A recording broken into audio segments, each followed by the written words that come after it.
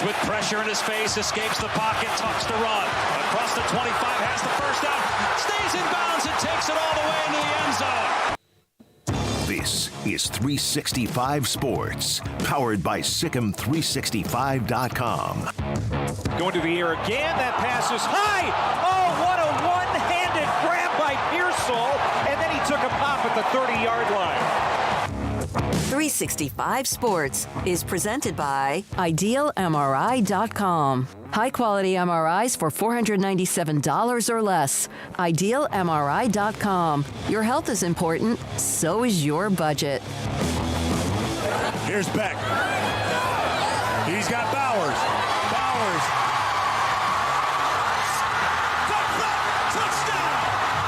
Brock Bowers. 365 Sports is also brought to you by Texas Farm Bureau Insurance, protecting Texans since 1952. Jordan Travis throwing into single coverage, and the catch made. They keep firing those jump balls, and that time Keon Coleman brought it down for the touchdown. 24 yards, and Florida State leads for the first time today. Have you subscribed to our YouTube channel? Search 365 Sports on YouTube. Brought to you by TFNB, your bank for life. Give it to him. Train him up the middle. He's in. Touchdown, Ohio State. They walk it off at Notre Dame Stadium. 365 Sports is turbocharged by Unite Private Networks. Find out more at uniteprivatenetworks.com. From the 19-yard line, right hash going left to right. Man in motion on the edge. Here's a pass, and it's intercepted. That's Kareni Reed, and he takes it to the house on the first play of the game. 21 yards, a pick six for Kareni Reed in Utah. Now, here's David Smoak, Paul Catalina, and Craig Smoak. Here we go on this Tuesday afternoon. Good afternoon. This is 365 Sports, and we appreciate you spending time with us, whether it's for a little bit or for what we do. And every day, thank you very much. I'm David Smoak, Paul Catalina, Craig Smoak, and behind the scenes, but always in the middle of it, Levi Caraway, Emery Winter, Jack McKenzie, and Garrett Ross. We will today check in on various programs, including, it's been a while since we had Ryan Abraham on. He covers USC as they play at Colorado this week. Also, we'll check in with Brandon Helwig, who covers UCF. Mac Rhoades, Baylor's Director of Athletics. Chris Level, who, of course, covers Texas Tech. Craig's off the radar. Paul's top five, and much more to get to. Every weeknight at 10:30 locally on the CW. We have the 365 Sports Tonight, which Emery Winter puts all of that together, and getting a lot of comments more and more every day on that. Now, let's get to something that, to me, it's almost like the lingering of realignment, which seems like it is never over, although right now kind of in a calming type place. The College Football Playoff Committee, they're in Chicago, in Rosemont, Illinois, and yet again, we'll discuss the format now that the final details are with the Pac-12, at least for now, with only two schools and the others all gone. Now that the ACC is added, and now maybe making the decision of whether it's 6-6 or 5-7. What I don't understand is you have all these people that run conferences, etc. I don't understand why it takes so long if you meet throughout most of the day to just know where you are, but kick the can down the road. And we'll hear from, what's his name? Bill Hancock will come out and say something to the effect, well, we still have some work to do. I think the biggest thing that needs to happen is you need to figure out what you're doing with those other schools in the Pac. If the Pac-12, if the Pac-12 rebrands itself and it's those Pac-2 add and whatever that's going to be over on that other side, I think you have to figure out what that is. Because if you know what that is, or you have to determine, you either need to know what that is before you make a decision, or you don't care.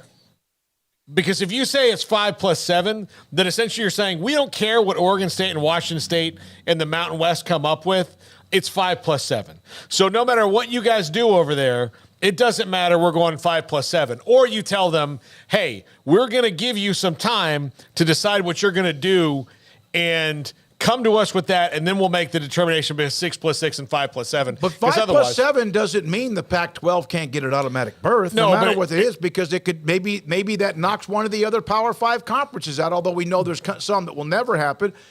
Is there still the opportunity to be a group of 5 school involved? Yes, there is, but it also means there's a less opportunity for that. So you're taking 5+7 and you're giving one more at-large bid. You're taking away an opportunity for a group of 5. So you either have to tell them we don't care what's going on over there, or you have to tell them that you do. Yeah, I mean, the reason why it's taken this long is because they had to have an idea of where realignment stood.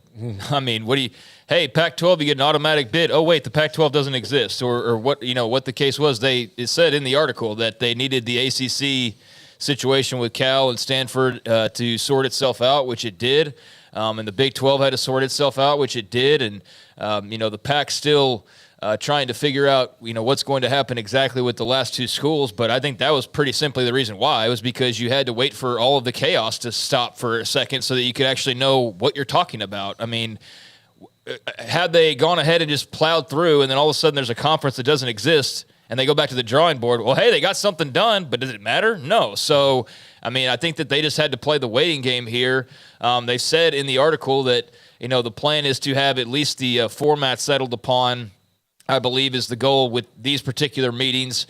And there is obviously a lot of discussion about 5+7, 6+6, and all of that kind of jazz. But, I mean, it's going to be fascinating to see what it looks like on the other side, because there are a lot of teams that are afraid of getting left out. There's a lot of fear about, what access is going to look like. I know that Oresco's quoted multiple times in that article, and, he's not going to budge without the American getting some level of respect in the G5s as a whole, but what does that look like exactly? So, yeah, I mean, there's a lot of things to sort. Like, it's easy for us fans to be like, hey, automatic conference bid and blah, blah, blah, but, there's dozens of schools that all have their own individual motivation, much less as a group. And so I think it's, just trying to maneuver your way through all of that, all the agendas, and, also knowing that some of these people are probably playing the long game and some of them are playing the short game with blinders on and don't quite know what the long game is. And so you're just trying to make sure you make the right decision that's going to be the right decision, not just now, but moving forward. And, given the state of college football, that's easier said than done. Yeah. By the way, we don't know what the answer is going to be, and probably they leave the meeting today without one, and they'll have another meeting sometime maybe in November or early in the year, but at least they are meeting in Chicago. From Allen, any teams in the power conferences who loses to any Group 5 gets eliminated from the playoffs. From, I think, conference champions get automatic berth. That's from Allen, but how many? How many of them? Is it the 4 Power 5s and not sure about whatever it is, the Pac-12, or is it the 4 Power 5s that are remaining and the Pac-12 was thrown into a group with the American and everybody else? That's what they have to decide. From UT Parking, it should be 4 auto bids. Conference winners of the SEC, the Big 12, the ACC, and the Big 10, plus 8 at-large invitations. Now you're really, if you do that, you're eliminating the group of 5. Maybe Tulane slips in one year. Maybe like Cincinnati did a couple of years ago. But the odds of them getting in really are minimized if you go to 4 and then 8 at large. Yeah, I think that I think they'll probably, like, 5+7 to me seems to make the most sense of the easiest thing to do. But then again, I mean, you have to, you're telling the Mountain West and Oregon State, Wazoo, we don't care what you guys are doing. It doesn't matter. Whatever you figure out, it doesn't matter, because it's going to be 5+7. So agree to it, or, I mean, it doesn't matter. So Barry Crawford, per NCAA rules, and I don't know this for sure, but Barry, thank you. The Pac-12 or 2 has 2 years starting next July to get back to 8 teams. Until then, the Pac is still a Power 5 conference. I don't know the language about that, but Barry, thank you very much for throwing that in. That is true. They have time to get back to that level, but if you say that you're going to take the top 5 conference champions plus 7 at-larges, you'd rather, even if you're the Pac-12 and you're still a power conference, you would rather them still keep the top 6 plus 6 at large, because then that saves the fact that maybe your new conference won't be that good right off the bat, so you can get a team into it in that new Pac-12 Mountain West thing more than likely, because now you're talking about 6 conferences as opposed to 5. Yeah, I mean, that makes sense. 6 automatics versus 5 automatics. You think you're going to beat out the Big 12 or the ACC or the Big 10 in most years for that 5th spot? Probably not, right? So, or I guess if you're not considered power, be the 5 plus 7, whatever. I mean, I think that's the debate: is the 6 model or the 5-7 model, and I don't know how they sort through all that. That's why they're having these discussions. That's why they get paid the big bucks to have these discussions. And, I think it'll be fun to talk about what they eventually settle on and, pour through all of that when the time comes. But, yeah, I mean, the conversations continue and, questions still linger in realignment. So, fascinated to see what they come up with and what they eventually decide to do moving forward. Camelo, why would or should a G5 get an automatic bid? They play inferior opponents. So you mean to tell me last year, if they would, and this is if they would have done that what if Tulane, I don't know where they were ranked at the end of the year, let's say 17. It may have been 13. I don't know where they were, but they would not have gotten an automatic bid. Do you think they would have gotten an at-large bid? Yes. Tulane. Yeah. Okay. They were the best non-Power 5 team in the country. Absolutely, they would have gotten a bid. They're not going to leave those teams out entirely. That'd be pointless. I mean, based on Camelo, they play your inferior opponents. I think you have to include everybody, and that's my point back to what he was saying. You have to have everybody feel like they have a shot. Yeah. Yeah, but I don't know that. I mean, that's what the whole debate is. It's the whole 6 plus 6, 5 or 7. So, I mean, that's what they're pouring over right now. I mean, but that's the highest ranked champion. So if you don't think the highest rated team of all the G5s isn't deserving of a playoff spot, then you just don't feel like they're probably deserving of any spot whatsoever.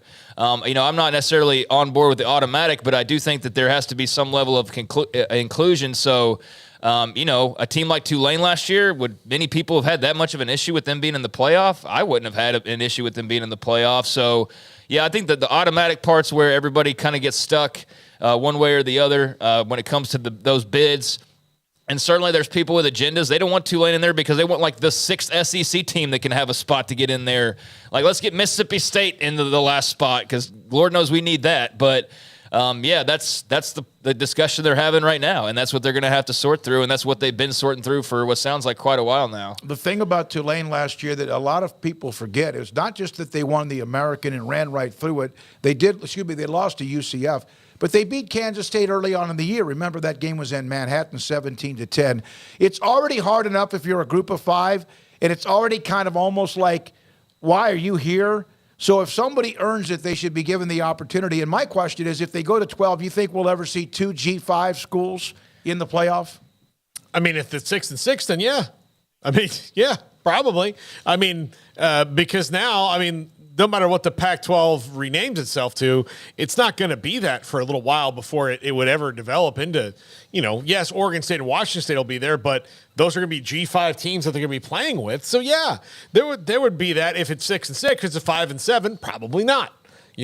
Again, 5 and 7, probably not. 6 and 6, yeah, it'll probably happen. But at 5 and 7, no, it wouldn't. And, just to respond, yes, they play teams that are inferior. Camelo, yeah, sure they do. But when given the opportunity last year to play the Heisman Trophy winner, they won that game.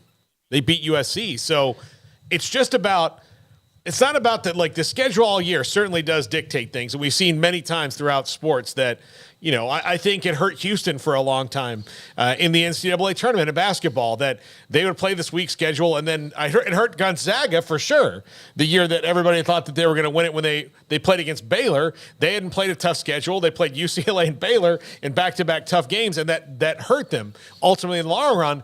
But it's about the game that they're going to play. It's about Tulane and USC in that day. So on that day, Tulane beat USC. So then give them an opportunity to play somebody else, which would have been, last year they would have gotten to play like Michigan or something. But yeah, that's what it's all about, is inclusion and being able to grow it. And if you don't think that spreading out and creating more opportunity is already affecting college football, I give you the transfer portal and the fact that the SEC has had a chunk taken out of it right now.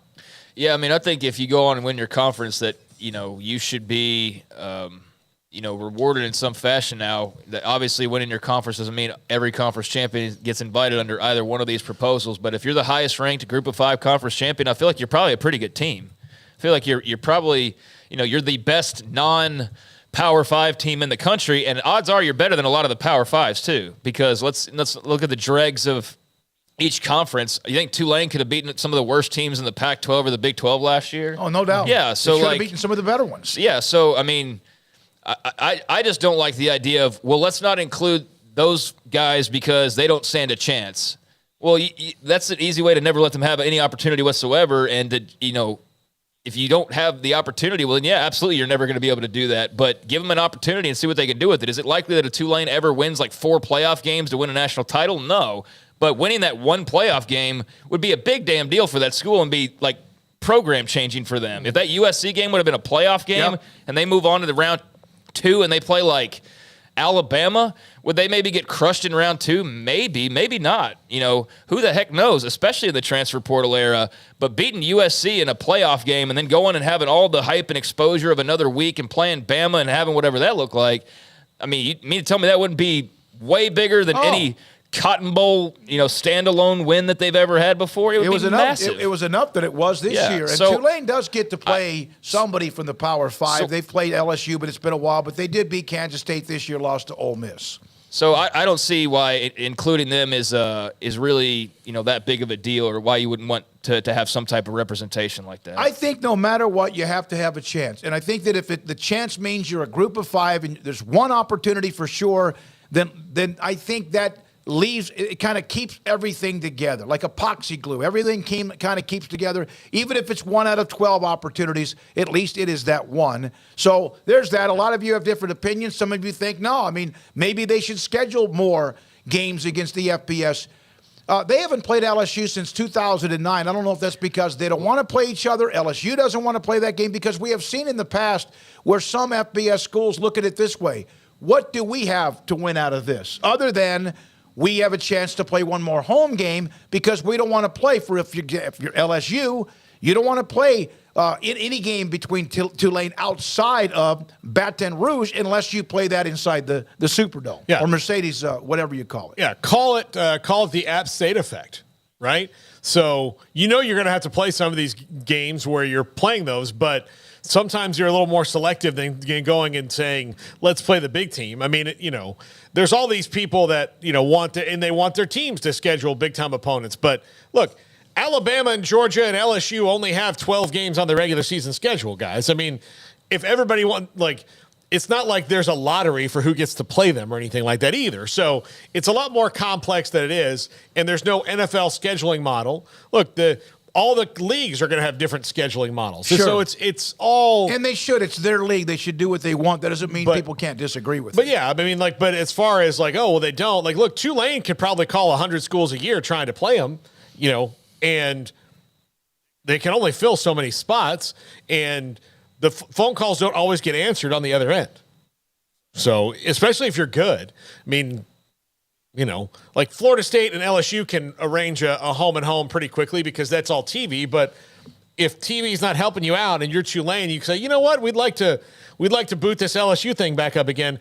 They could call LSU 100 times and LSU be like, I don't know. LSU doesn't want to play at Tulane. Exactly. But play in the dome. But then what does that do for Tulane, right? Yeah. We're going to give you two homes. LSU's won the last 18 times they've played. They just haven't played since 2009. Would have been interesting. LSU was really good last year, just to see if they would have played, what would have happened. It might still have been an LSU cakewalk. I don't know.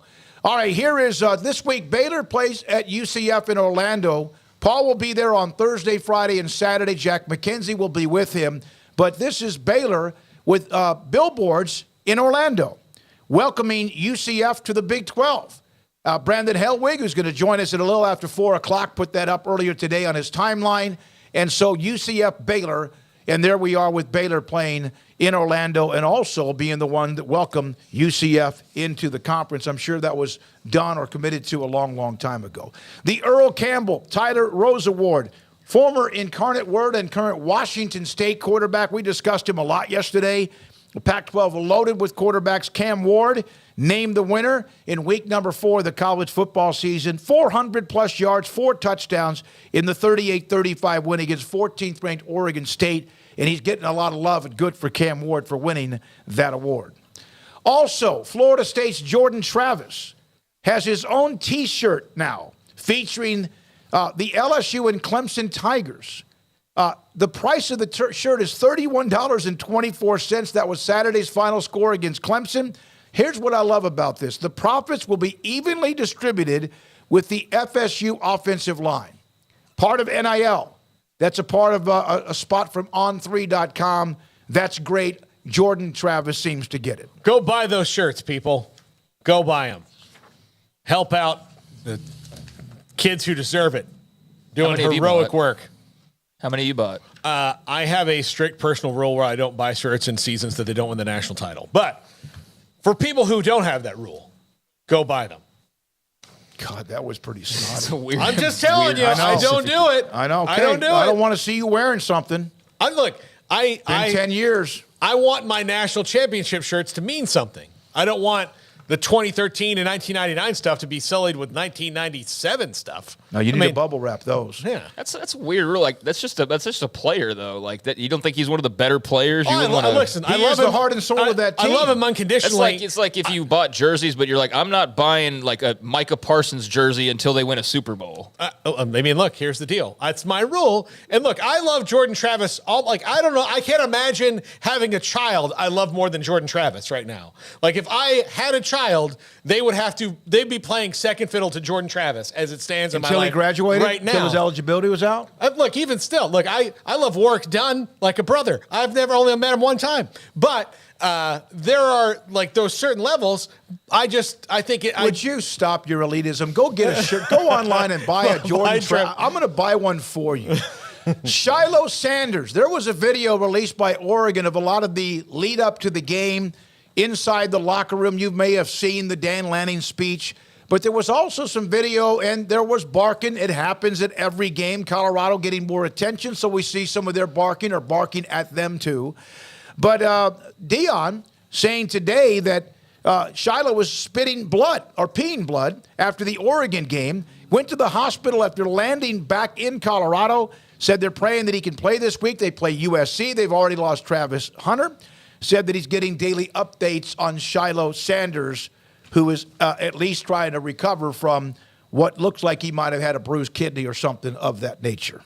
Yeah, I mean, he was involved in some big hits, but that sounds like it's pretty painful, and it was more of an ass kicking than we thought, I guess. When Colorado's not only walking away with a loss, but also guys are peeing blood. But no, I mean, really, that's the I guess side effects of a really physical game, and don't know how exactly that happens other than just being super physical. But that sounds like an awful thing to have to deal with. So hopefully he is able to get rid of that situation as quickly as possible. I don't know how much he really changes outcomes that are upcoming for them by his lonesome, but he made a big play. And what was that? The Nebraska? What was it? No, that was the pick six in the win against Colorado State. Yeah. He had a couple big plays in that. I think he also forced another turnover. Yep. That's a terrible thing to have to mess around with. It sounds like. So Baylor has the new pavilion that's being built, like really. Maybe a driver 3-wood wedge from where we are across the Brazos River and across the highway from McLean Stadium. They have announced the dates of when the men's and women's basketball team will play their first home game. This is Baylor's also their home schedule, non-conference, and also Big 12 released all of the schedules today in the conference for all of the 14 teams. But Baylor will open up the pavilion, the Foster Pavilion, on January 2nd, with a men's game against Cornell, and January 3rd, the women will play against a Big 12 conference opponent. And so there we are. At least we know they'll play a lot of the games at the Farrell Center, and then when the spring semester begins, they'll play at the brand-new facility, the Foster Pavilion, on I-35 in the Brazos River. Yeah, it's going to be kind of a wild year for both the teams because the offices and practice facilities are still going to stay. They're not going to move everything over. They're just going to play the games there, which is not like it's miles and miles away. It's just across the highway.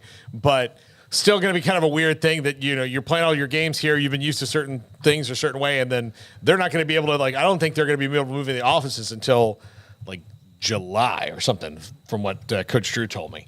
Maybe before that, but they're not anticipating doing that before then.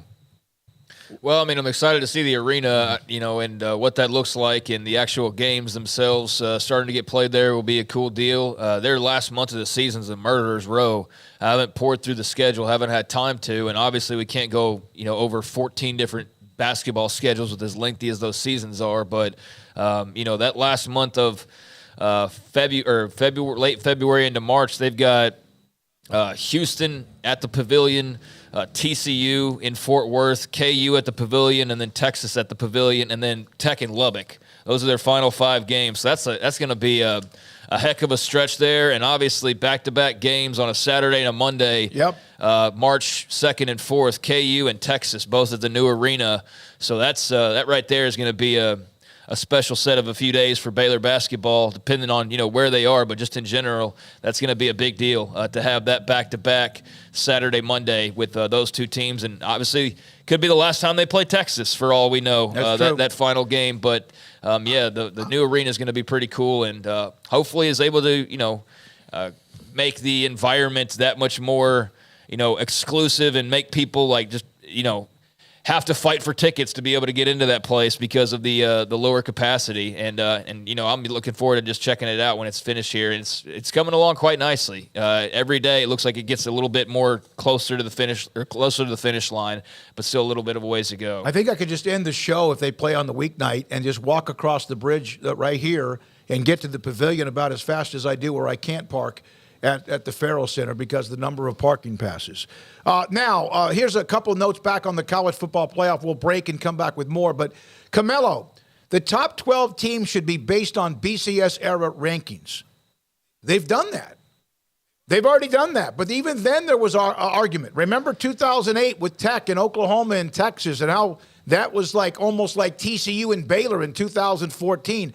So if they want to go straight computer ratings, it still has some human aspect in it because the polls count, but I don't think they're going to do that. But, Camelo, thanks for the opinion today. Yeah, I mean, that's one way to do it, but I just think that you eliminate every ounce of being a conference champion mattering.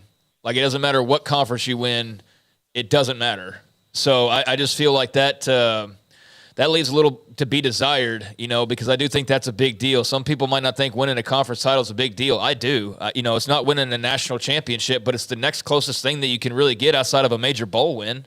I mean, what else can you win? Right. You got your conference, you got the national title, and you got the bowl games in between, and that's it. So, I guess winning conference championship would still matter, but it wouldn't lead to anything. Yeah, I don't know. I feel like conference champions, at least the Power Five, have to matter. I think that's a reward there at the end of the rainbow. That doesn't mean you get the automatic top 5 spots in the rankings, or that you get the automatic top 5 seeds. But I do think that should play into the equation.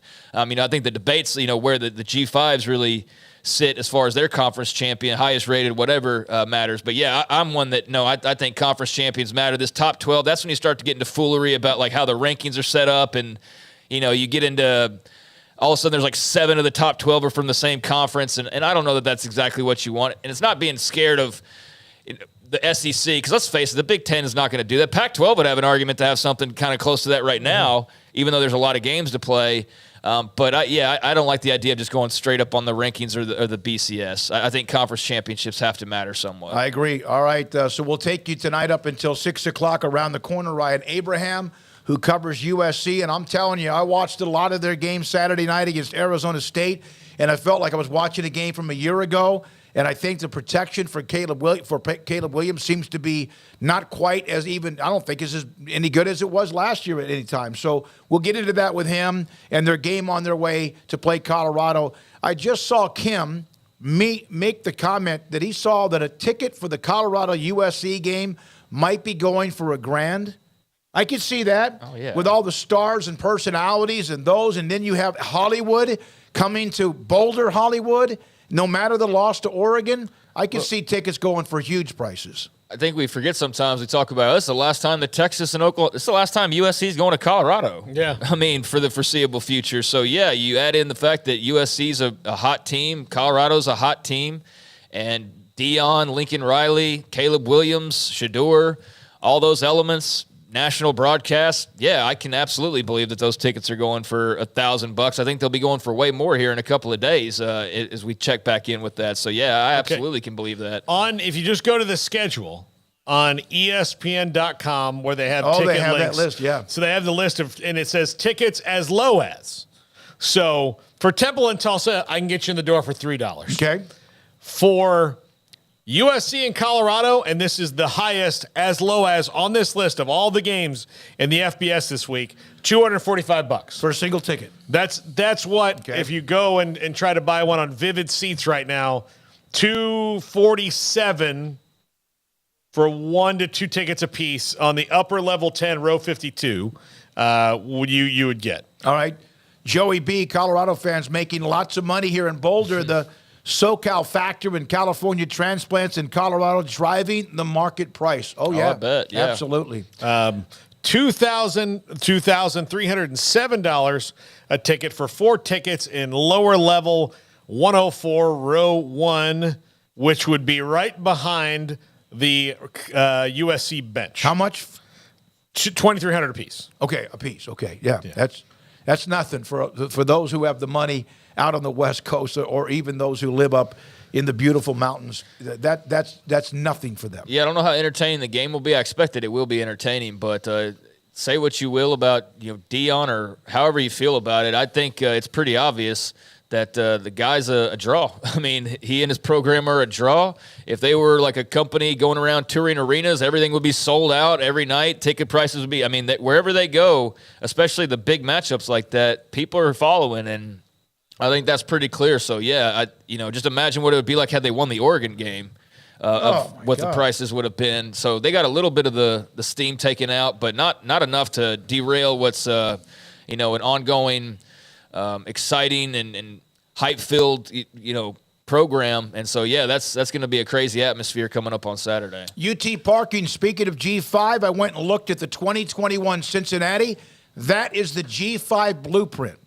They won at Notre Dame, and they won at Indiana. So they beat 2 Power 5 schools plus a blue blood in Notre Dame, went undefeated, won their conference, and made the college football playoff. They got knocked out, but that was the way to do it. I was thinking about this. Like, if Oklahoma were to run the table this year, granted, they would beat Texas, but I don't know how many more ranked wins they would have on their schedule because they didn't play a big non-con, right? So, it's not just the G5s that have like the easy draw necessarily to the playoff every single year. Some years those Power 5 conferences are down as well, and they might have an easy trip. I mean, like I said, Oklahoma still has to beat Texas bare minimum, and that's easier said than done. And maybe they face somebody like another team that finds its way into the top 25. But yeah, that doesn't always guarantee some difficult path. And the G5 path doesn't always mean that it's just rainbows and lollipops and that you don't face anybody. Because, I think it was pretty clear when Cincy got there, like Cincy belonged.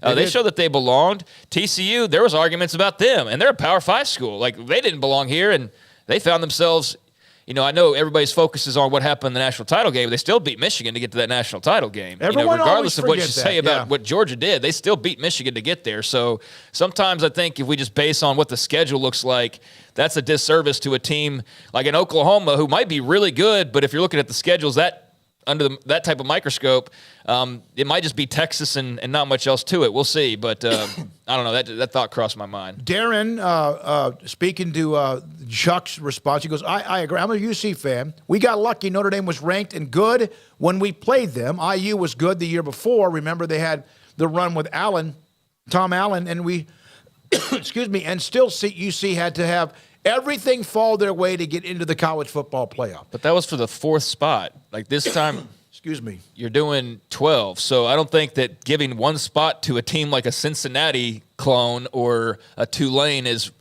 really asking all that much. It's one of 12. It's not the 4th spot like Cincy got or that TCU got the 3 spot, or that's not like that. Yeah.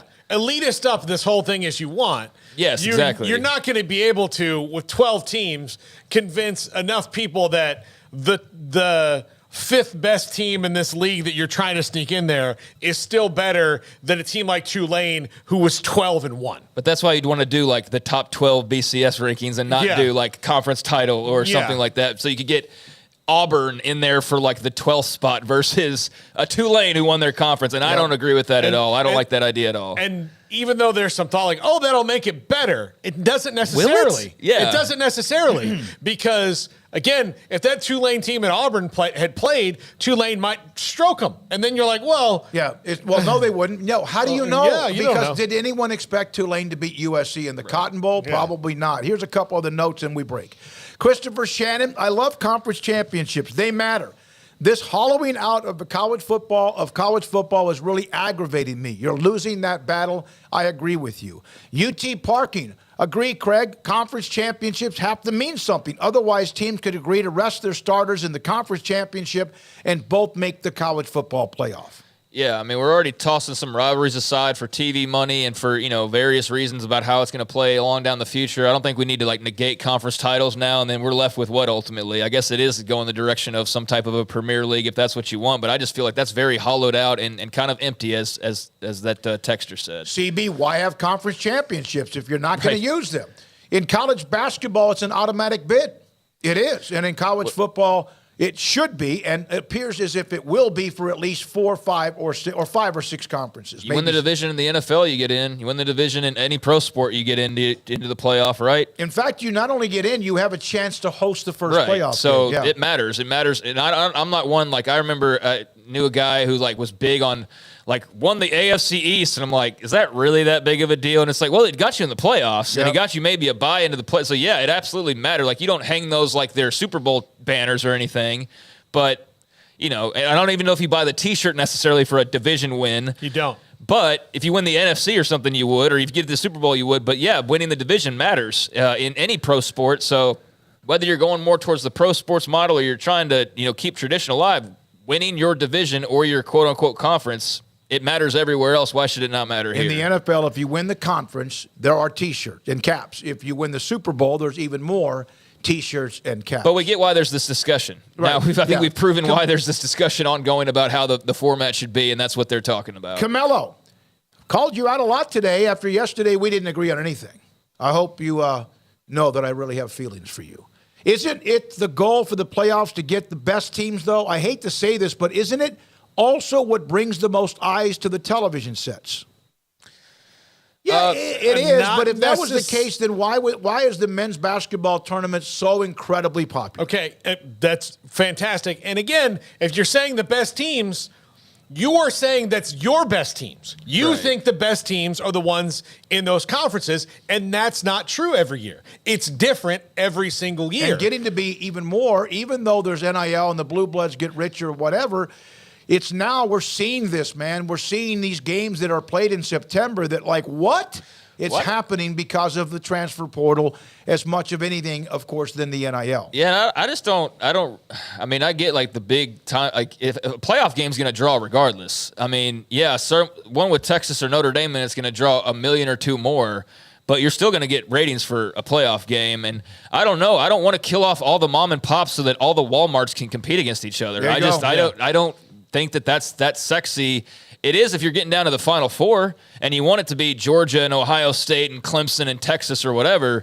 But why can't 12 be Tulane? What is wrong with mom and pop getting a spot and just being able to swing a little bit and, hey, maybe knock somebody out on their way there? I don't know. As opposed to, again, Arkansas, because they're in the SEC and they'll draw 500,000 more viewers. I don't care. I mean, that. Also, on the off chance that Tulane or Cincinnati in a 12-team playoff, but if that scenario happens in a 12-team playoff and they get to the final in that Cinderella scenario, way better everyone's story. going to love it. They're going to love it. Yeah, who was the team? San Diego State made the great run last year. Of course, in basketball, they're a G5. But really, there really isn't even that, because in basketball, everybody that wins conference titles has an automatic bid. And here's another thing, too. Why do we care about the TV ratings that they get? Now, I will do a segment here in a little while where we'll talk about the TV ratings and I'll bring them up, but I always Predicate it with what? Like, this isn't like a bragging rights thing or whatever. It's just of interest. Like, hey, 10 million people watched the Texas game. I think that that's notable, but I don't bring that up to be like ABC dunked on ESPN, and I don't root for the networks like they're my favorite sports team. So whether they get ratings or not, I don't give a damn. I just want college football to be popular. And look, I know that plays into having the bigger matchups, but I think a playoff game period's drawing a couple million at worst.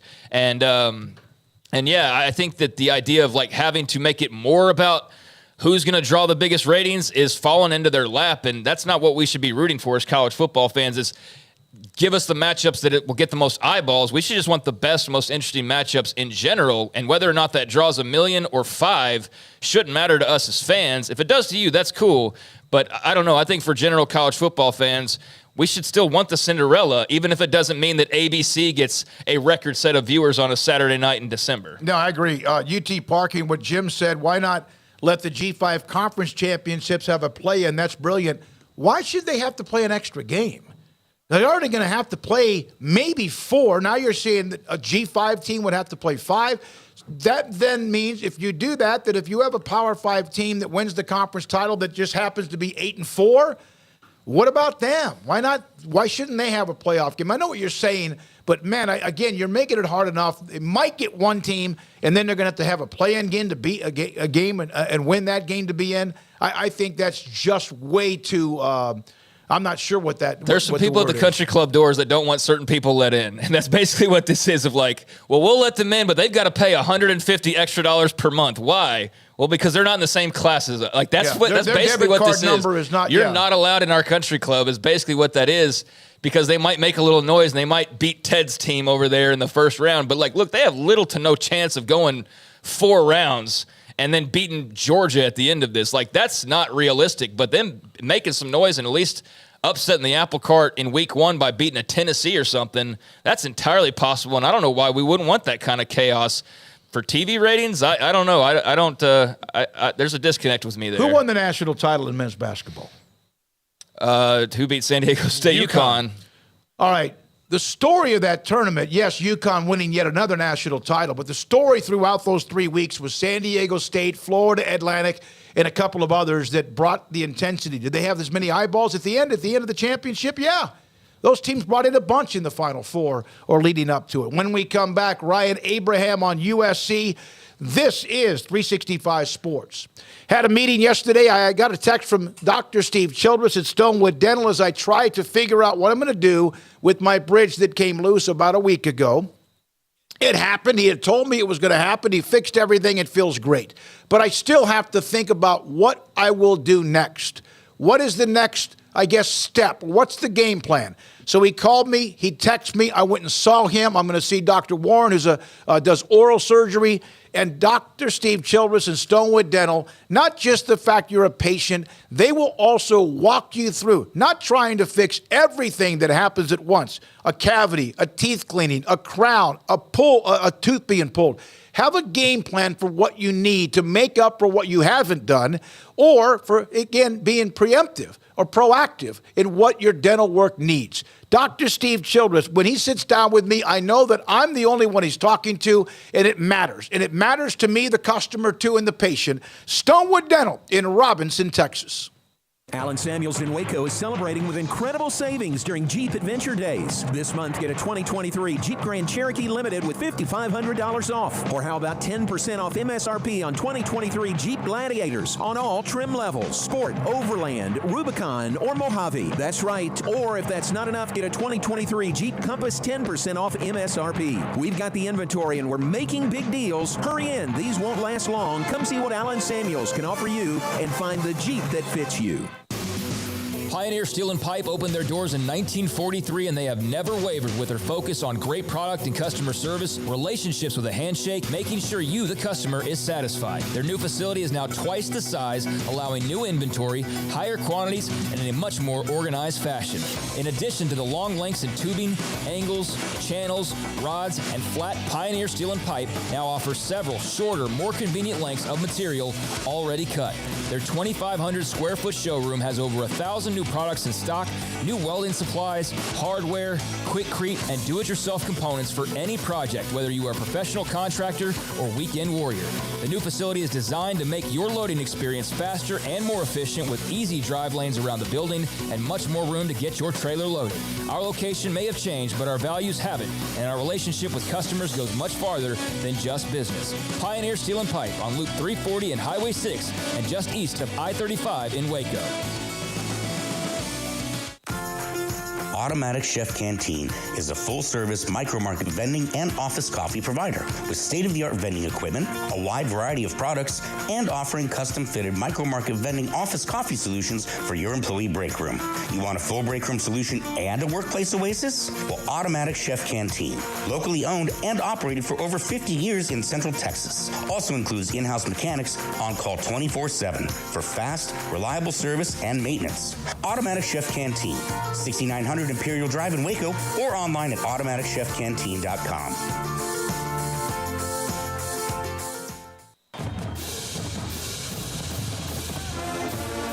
Looking to connect with Baylor alums in your area? Baylor alumni can help. Looking to host a watch party in your city? Baylor alumni can get you started. Want to step out in your community and serve with other alums? Baylor alumni is your connection with the university and each other. Let's get started. Learn how at baylor.edu/alumni.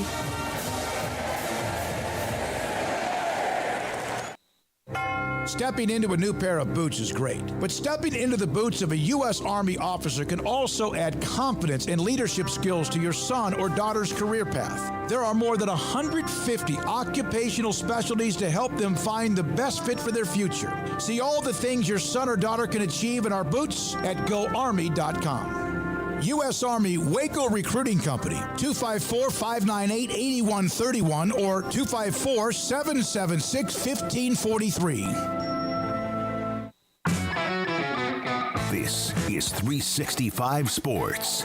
The 3 o'clock hour is sponsored by Waco Custom Marketplace. Meats, sweets, Texas treats, and a cut above the rest. 425 Lake Air Drive, Waco. Ryan Abraham joins us. He's been a part of our show many times, back even when the UCLA and USC story popped back in the summer of 2022 and everything since then. Joins us now with USC going into Boulder to play Colorado and unbeaten with defending Heisman Trophy winner Caleb Williams. Ryan, thanks. It's been great. It's been a while. We hate that it's been that long, but thank you for your time. Is USC, have they shown they're better than they were at this time last year? You know, it's an interesting question. I really do think they are. I mean, offensively, and just this past weekend, they struggled. I think they did the same thing last year when they took a trip to Corvallis against Oregon State, then sort of got things right. Really, the biggest issue was on the defensive side, especially later in the season. They've added a lot of great players there, but yeah, I don't think they played that well against Arizona State. But I feel like overall, this is a better team than what we saw last year. But I would say their schedule is tougher than what they were finishing with last year too. So we'll see if they've added enough talent to overcome the tougher schedule, because the Pac-12 looks really stacked right now, and they got some extremely tough games coming up from teams that's just been looking really good out there on Saturdays. What do you think you haven't seen yet that would make you definitively think that they're better, especially on defense? Yeah, I mean, we didn't see as many missed tackles that we saw later in the season, and they've just been extremely poor, especially last year, at stopping explosive plays. And I feel like they've done better at generating stops, more 3-and-outs, getting opponents off the field. But when they don't, they just seem to give up this big play. A couple tackles get broken in the secondary, and they go for touchdowns. And we saw Cam Scatteraboo for Arizona State just really kind of go through them, catching the ball, running the ball, even throwing the ball. And they just allowed some really big plays there. So I feel like when they play some better offenses, like we've seen with Oregon, we've seen with Washington, you got to still be able to generate some stops. And the end of last year when they were playing Utah or Tulsa or even UCLA, it was just tough to get stops at the end of the game. Opposing offenses were just able to kind of get what they want. So I want to see them play some better offenses and kind of get the same number of stops. You're going to give up points. It's college football in 2023, but getting some of the stops that they weren't getting last year, if they can do that, then I would think they're definitely better than they were last year. Ryan, has there been anything noticeably different about Caleb Williams' game? It was already pretty top-notch as the reigning Heisman winner to begin with, but anything notable just from what he worked on during the offseason that you've seen early on here? Or is it just picking up, business where it left off last season? Yeah, it's tough. You would say he had sort of an average game in Tempe against Arizona State, but he threw for 3 touchdowns and ran for 2 more. He's like 5-touchdown day. You're like, it wasn't his best. And which is kind of funny when you think about it. This was the first time he played the whole game. He only played 1 half against Stanford, but I feel like it's him, it's the offense, it's kind of the continuity. They just looked a little bit out of sync. Once the play got going, he can make his magic. He can go back there, and if the pocket breaks down, he can run away, find somebody downfield. I think that's still there. They look a little out of sync, sort of getting everything in and getting the right play called and all that. But I think they struggled with that a little bit on the road last year as well. But it seems pretty much, business as usual. I think he's, certainly working on some things. And sometimes it seems like they're trying to do something just because that's what the game plan going in. Like, they were really effective running the football with Marshawn Lloyd against Arizona State. And and a lot of fans wanted to see them run the ball more. He's averaging 11 yards a carry. And they seem to be working on other things in the passing game. So I think it's still kind of a work in progress, but he seems about the same where he was. And, the standards are higher, obviously, because you're the reigning Heisman Trophy winner. It did seem to me that he was running for his life. Not a lot, but it did. He made one like Heisman moment type scramble when he did like a 360 or pirouette. It was pretty impressive. But is he getting enough protection? Yeah, that's a good question, too. I think there are 3 transfer starters starting on the offensive line, but it's a veteran group. There have been some issues with the center exchange. And Justin Dedich, who's a 6-year guy, had moved over to center, came in as a center, but played mostly guard. And I think some of the offensive line continuity that you either have new players there or players playing in new positions. So it's really a different offensive line than what he had last year, even though he's got a couple of the players that were around last year as well. So I think that's another thing I think you want to look for going forward. But he's sort of he's kind of be the eraser back there. Even if there's some issues on the line, he seems to be able to kind of fix those. But you'd like to see better protection. They did run block really well, like they were opening up big holes. But sometimes people are just teeing off on Caleb, and they got to do a better job of just giving him a little bit more time so he doesn't have to run for his life and make his magic happen like he usually does. Do you expect USC to maybe, I don't know, copy the game plan because they're different, but attack Colorado the same way Oregon did by running it kind of right at them, maybe a little bit more than they would normally? I mean, yeah, I feel like, college football, especially in the Pac-12, we just see different stuff from week to week. That was a super motivated Oregon team, and they were going to just come out and blitzkrieg them and do whatever they could. They were going, fake punts on their own side of the field, early in the ball game. I feel like that was like a personal thing for Dan Lanning, sorry. Then we, for USC, I think going in, they're going to run I think they heard the sort of fan reaction to not running the football enough. So I feel like that's going to be part of the game plan, but they love to get everything going through Caleb. And usually the game's getting started by him. Maybe it's a short pass that looks like a run. He kind of gets the ball in his hand and he sort of gets things going. And then once he's rolling, they kind of get the run game involved. So I don't think they're going to change that up too much, but I think you're going to get a motivated Colorado team that just, they know they got their butts kicked up in Eugene. And I think USC is kind of motivated too because they had their kind of stinker game in Tempe last weekend. So I feel like this is good. You're going to see, we see this a lot in the Pac-12 where a team goes down one week and then they come back the other. These are 2 teams that should be on the up going in this week, and we'll see which kind of responds better and plays a better game than what we saw from the effort last week.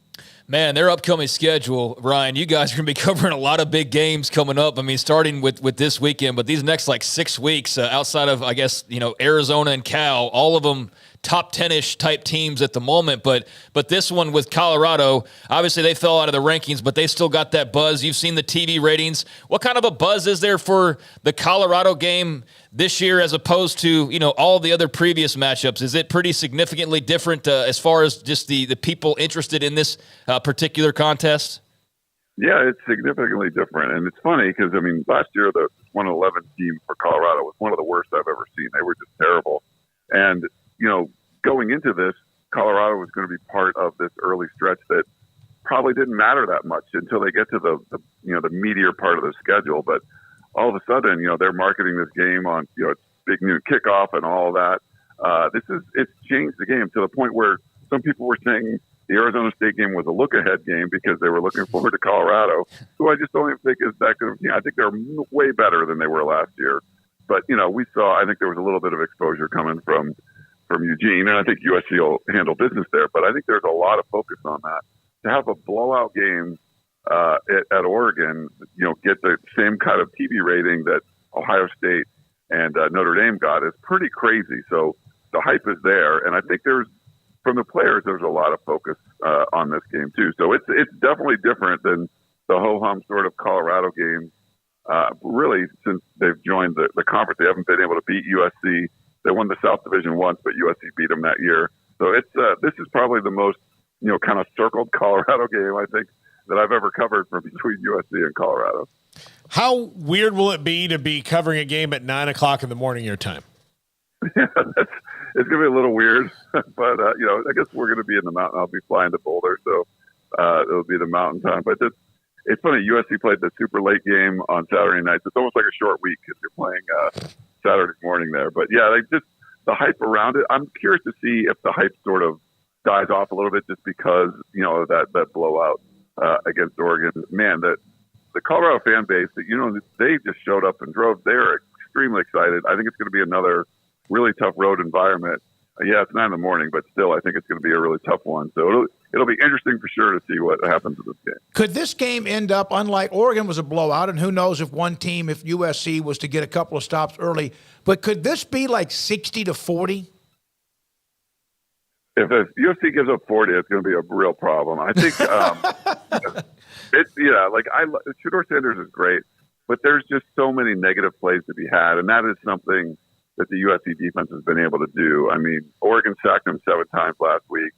USC got 8 sacks, previous, and I just feel like he's going to be running for his life quite a bit. I think there's going to be some big plays to be had.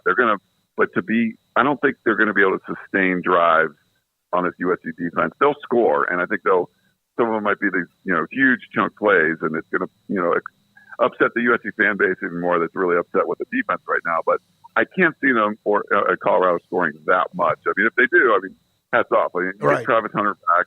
I just feel like the line play is not good. They're not as deep there. It's going to be a little tougher, and USC can rush the passer. So I think there's going to be probably too many sacks involved for 40 points. But who knows? It's college football. Anything could happen. Was last week's drama about a reporter, was that in any way at all a distraction or just a blip on the radar? That's a good question, too. I feel like, USC didn't look all that prepared, I guess you could say. There was a bye week, and I think whenever you see coaches, and I think Riley's done an amazing job, obviously. He's done just, you couldn't ask for him to do much more. But every once in a while, something happens, and it can be a distraction for a team. And I don't know if this was something, I don't think the players really cared about it, but, for a coach to kind of put any sort of attention to something, which it didn't seem like that big of a deal to me. You don't want that taking away from any kind of game plan sort of stuff. And when you come out and, don't really look that well prepared, that, maybe it was somewhat a little bit of distraction. I'm happy that they kind of, fixed it. And then, the reporter I saw, sitting like 2 seats away from him in the press box, at Arizona State. But I don't think it was too big of a deal, but it was something you probably don't need going into your second conference game. Ryan, thank you. It's great to talk to you again. USC in their final year in the Pac-12. They play in Boulder. Early game, as Paul mentioned. And it should be electric. It will be electric. It's just a matter of who has enough firepower as far as this Colorado. Can they protect Shedeur? And what they need him to have time to be able to throw the ball. Yeah, USC's got firepower. Colorado does too, but I think USC's more well-rounded at this point. And, that program being more in the spotlight has changed up the schedule, because if it wasn't for this, if this was same old Colorado, we'd be talking about how they hadn't played anybody, and they wouldn't have played anybody until like October basically. But, now you inject this game, and it suddenly means something. Now, it didn't mean as much as it could have because Colorado lost. But, they'll play Arizona next week, and all due respect to our future Big 12 edition in Arizona, they're not very good.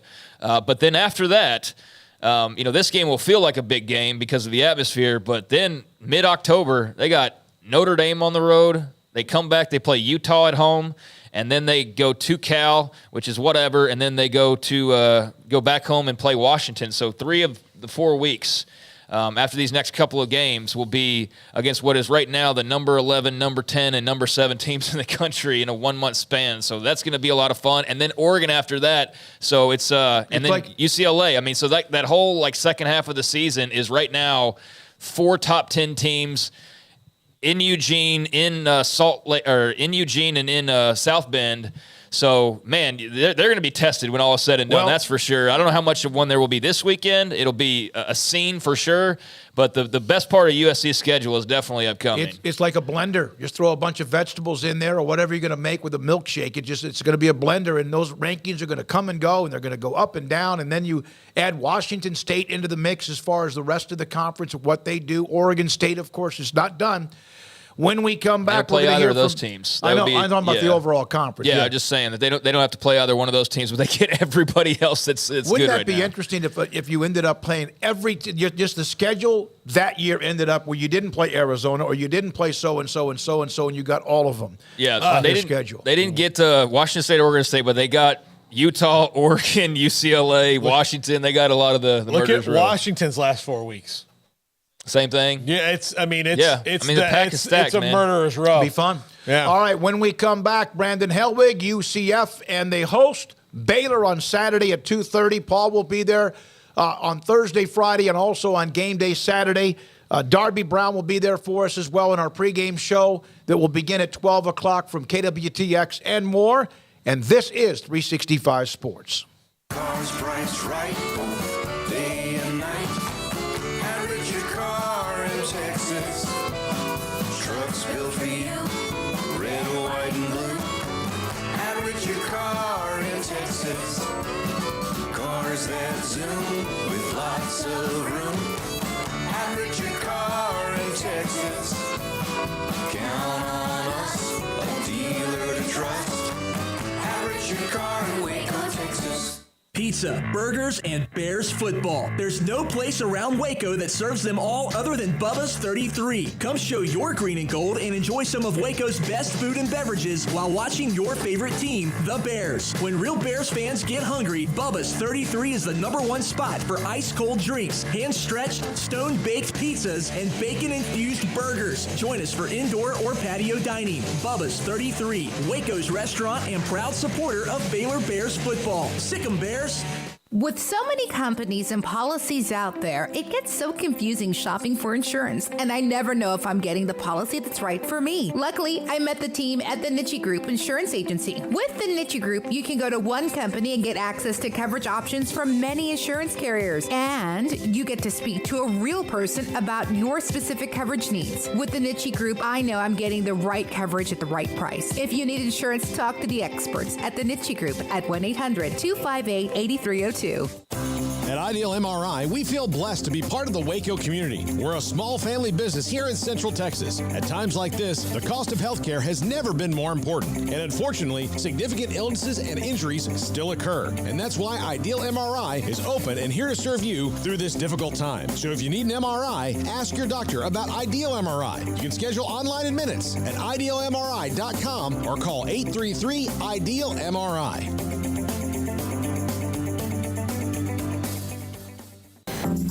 Waco Regional Tennis and Fitness on Lakeshore Drive is a premier elite life-changing experience where you can change your mind, body, and soul. Waco Regional Tennis and Fitness offers over 40 group exercise classes every week, including boot camp, indoor cycling, bars, silver sneakers, and more. If you haven't been to Waco Regional Tennis and Fitness lately, you're missing out on the improvements. New flooring in the weight room floor and locker rooms, new paint and mirrors added to the weight room and group exercise room, and many new machines have been added and arriving constantly on the weight room floor. New free weights, weight machines, TRX, rowing machines, stationary bikes, new treadmills, new ellipticals on the spacious weight room floor. Personal training with Christy London, Randall Corley, Alex Box, and welcome to Nathan Roach, where you will be encouraged encouraged and motivated to grow. A kids club included with your membership plus sauna, whirlpool, and tanning vent. 16 tennis courts plus a beautiful stadium court, and longtime youth tennis pro Britt Coleman and assistant junior Kenna. Adult tennis lessons and clinics with Blake, and the commitment to pickleball with 8 courts and instructor Jody Thurman. Visit the website at wacotennis.com or visit us at Waco Regional Tennis and Fitness next to Hawaiian Falls on Lake Shore Drive in Waco.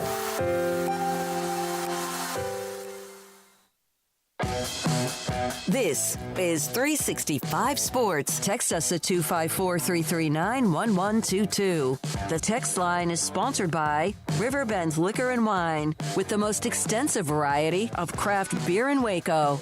A hidden gem on Lakeshore Drive and 19th Street. It's 4 o'clock hour. We are joined by Brandon Helwig, UCFsports.com.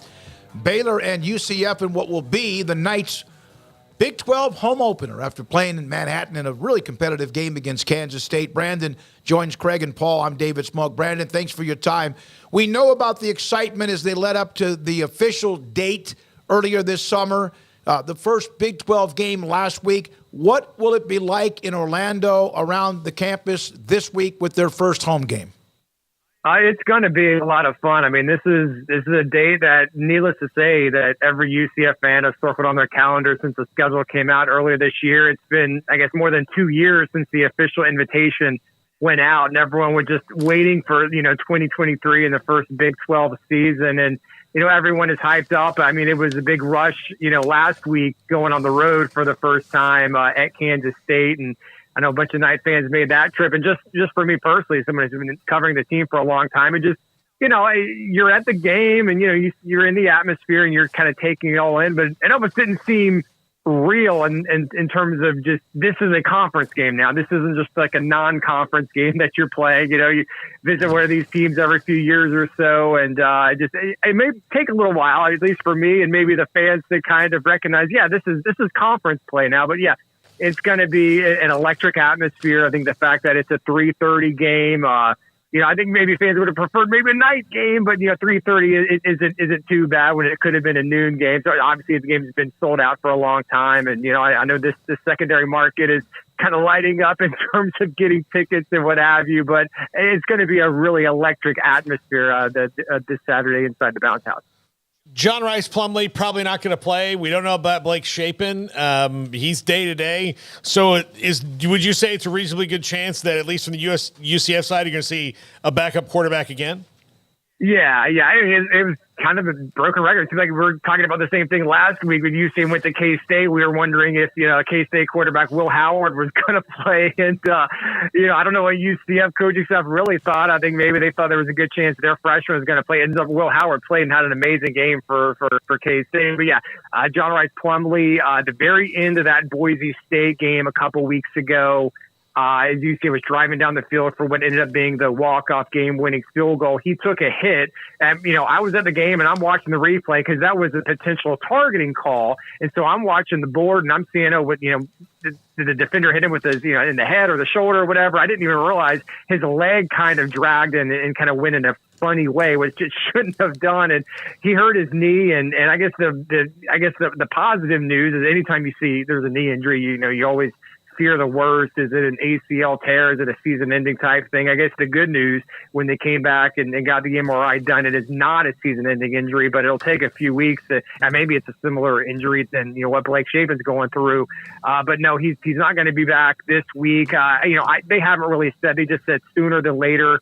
Maybe for UCF, they go on the road to Kansas after this Baylor game. Then there's a bye week. Then they're at Oklahoma. Potentially, that might be a window late October, early November. But no, John Rice Plumlee will not play. But yeah, it'll be Timmy McClain. He's been the backup.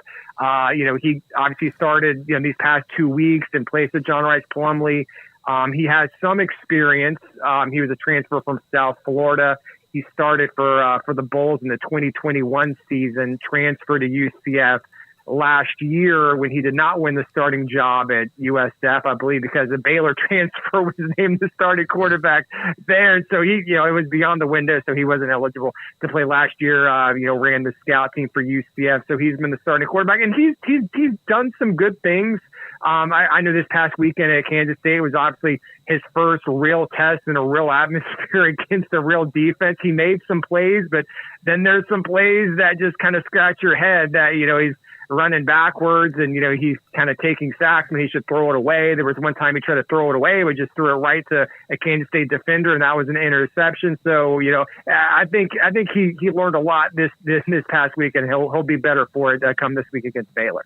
Brandon, this was a 24-21 game, UCF leading early third quarter, and then eventually K-State just, long methodical drives, and that run game, DJ Giddens with a huge day. Is that a concern, the run defense, or is that more of like, hey, Kansas State and what they do and DJ Giddens and his talent? How did you sort of see that, and what were your main, thoughts coming out of that matchup? Yeah, I think that is a major concern for UCF, going into Big 12 play. They went on the road to Boise State, 2 weeks ago, and their running backs were able to run a little bit on them. I think their starting running back ran for over 100 yards, and they were able to get off the field, and they were able to keep the score in check. But Kansas State just methodically was able to march down the field. I can't remember how many times they punted, maybe just one time. Yeah, I think Kansas State just punted once, just could not get off the field, could not stop DJ Giddens. Yeah, he ran for over 200 yards and 4 touchdowns, and I think he was the Doak Walker, national running back of the week. And so it was just one of those things. I think the defensive ends weren't setting the edge. Some of the linebacker play was questionable. Just UCF was not ready for that kind of attack, and that's a big question mark going into it because you play the early season schedule. They really weren't tested early. You start with Kent State. Probably one of the worst teams in FBS. You play Boise State, which, I know they were preseason favorites to win the Mountain West, but maybe they're not Big 12 caliber. Then you play Villanova, an FCS team. So, you kind of weren't really sure, how good this offense or defense was. So that was a big wake-up call in that game. And that's going to be a big question mark, I think, for UCF going forward, just how good or bad this run defense really is. What would this mean, just get this first one? Baylor, obviously, right now seems to be kind of a mess, and who knows, although they want to run the football, they haven't really been able to do that, except I don't even know if they did it really well against Long Island. But getting the first conference win and just moving forward and then just letting the rest of the schedule take its place? Yeah, it's, for UCF in this first season, in the Big 12, you want to be competitive in the league. You want to make a bowl game. And if you kind of look at the schedule and how it lays out, you've got some tough games coming up. After Baylor, you got to go on the road to Kansas. They're very talented. They have a talented quarterback. You got to go on the road to Oklahoma. So if UCF wants to be competitive, in the Big 12, this is, I hate using the word must win, but this is a game that they really need to win. It's at home. Baylor's been struggling a little bit, but as that record's, deceiving. I know that Texas State game is something that I think everyone is scratching their heads about, but, this is a team that, was down to the wire with Utah, a few weeks back and could have won that game if things go a little bit differently. So, you look at the Vegas lines, I think UCF is favored by 9. And after, UCF's going to have to prove that they can be, and they were competitive with Kansas State. If the defense can get off the field, there was an opportunity in that third quarter. UCF took the lead and looked like they were going to get the ball back, and then maybe they could have potentially put up another score on the board and had a 2-possession lead. But they were the penalties just really hurt UCF defense. There was a late hit on the quarterback. There was an offside. There was multiple times where it looked like UCF could have got off the UCF defense could have got off the field, but could not. But this is a big game. This is a really big game just for UCF. You want to get that first Big 12 win. I think last week, or I think Houston might have played TCU 2 weeks ago, but none of the newcomers have won a Big 12 game yet. And you would love to be able to say you won your very first Big 12 home game. Brandon, what do you think? What do you think about the 2013 team coming back? That's going to be a lot of fun. They've got a big reunion. It kind of worked out perfectly if you think about it. It's been 10 years since that memorable 2013 season, and there was a lot of moments that year, just just wins that, just last minute victories that you didn't think they were going to pull out, and just everything kind of bounced in UCF's favor, then going all the way to the Fiesta Bowl. And obviously you guys know more than anyone about the hype that Baylor had going into it. I mean, no one gave UCF a chance in that game. I think it was one of those ESPN commentators had all of his confidence points that, Baylor was going to blow UCF out of the water. And, it kind of was the other way around. And there was only I think it ended up being a 10-point UCF win, 52-42. It felt like it was a little bit more than that. But, yeah, they've got a lot of guys coming. I think there's a reunion dinner on Friday night. I know maybe one or two of those guys maybe is going to join you guys later in the week. But, yeah, they're going to be honored during the game. Yeah, it'll just be a fun weekend. Obviously first Big 12 game ever at UCF, and honoring that 2013 of the American Championship and Fiesta Bowl winner team. Brandon, thank you very much. Good to have you anytime, and we appreciate your time. It's been fun to have you since back in the fall of 21, when all the news came down about the 4 incoming schools, including UCF. We appreciate your time. Enjoy the week. All right, guys. Thank you. Take Brandon care. Helwig with us. Again, with UCFsports.com on the game Saturday, 2:30, UCF and also Baylor. So a team that can't stop the run versus a team that can't run. Something's got to give. Yeah, no. A team that's what they're supposed to be able to do. But they can't. No. Someone asked earlier about Bryson Washington not getting more touches. I don't know what the rotation really is right now. It does seem to be a little bit sporadic. Dom Richardson been in and out. And, of course, Richard Reese is not having nearly the kind of year he had last year in any way, shape, or form. Depending on what happens, can you please go ahead and mark that down as a question for Aranda of why Richard Reese is not being used more? I don't understand it. He's getting, single-digit carries. And I get you have Dominic Richardson. And, last week, okay, nobody was running on Texas last week. So it didn't matter. You could have given him 35 carries, and he would have had 34 yards probably. But I'm just curious, it made sense at the start of the season, but what are you waiting on now? So is he hurt or just less than 100%? Or is it a matter of you just have to get is it a matter of you just don't have carries because it's pointless and that's why, because you're not running the ball a ton?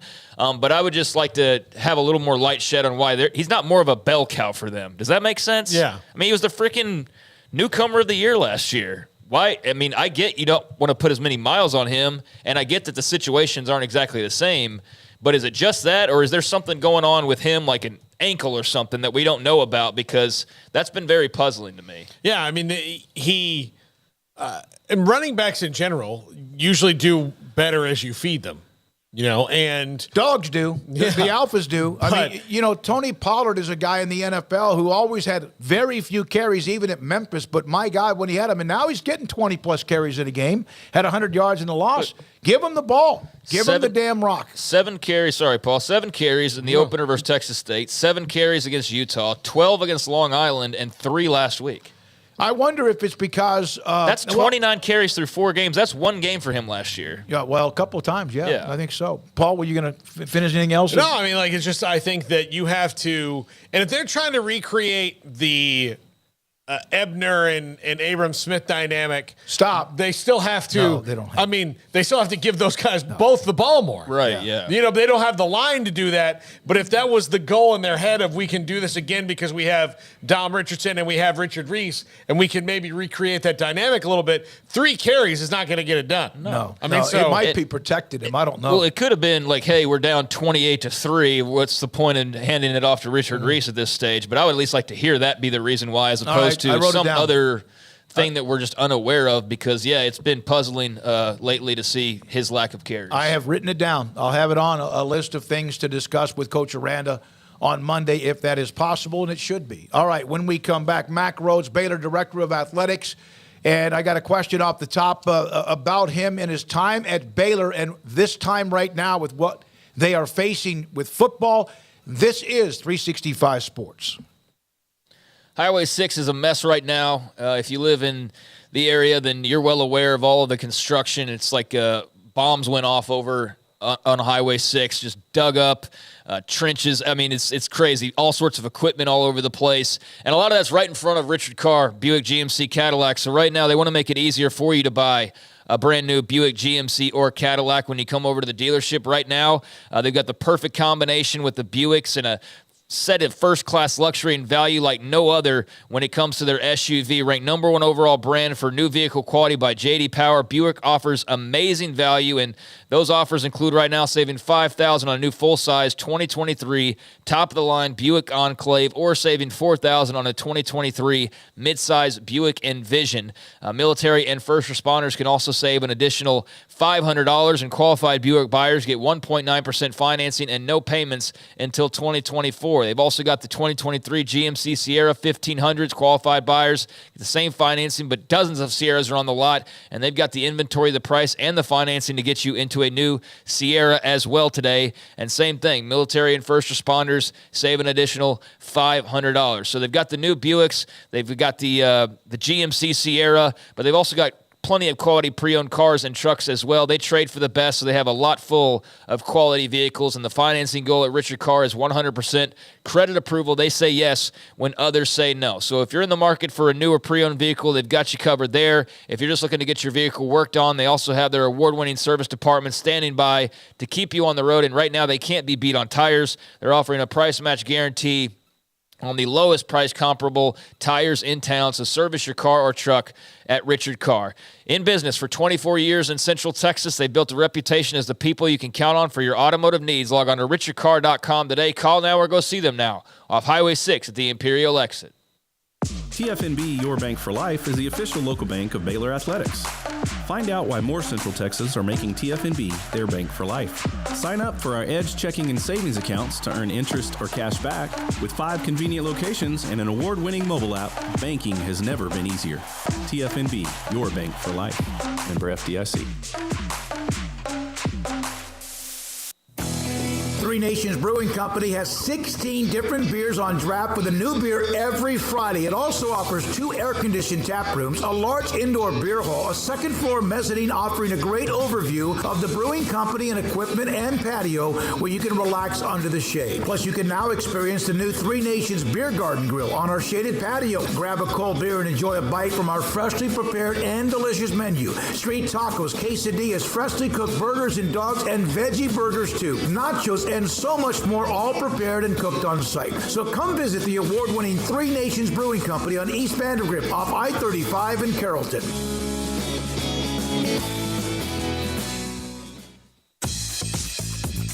Baylor Scott & White Southwest Sports Medicine and Orthopedics, the team physicians for Baylor Athletics, diagnosing and treating all sports-related injuries, including concussions. These specialists also provide orthopedic services for athletes and non-athletes alike, whether it's knee or shoulder pain, a wrist injury, orthopedic spine care, and even an arthritis and total joint clinic. Trust the doctors Baylor Athletics trust. Baylor Scott & White Southwest Sports Medicine and Orthopedics wants to get you back in the game.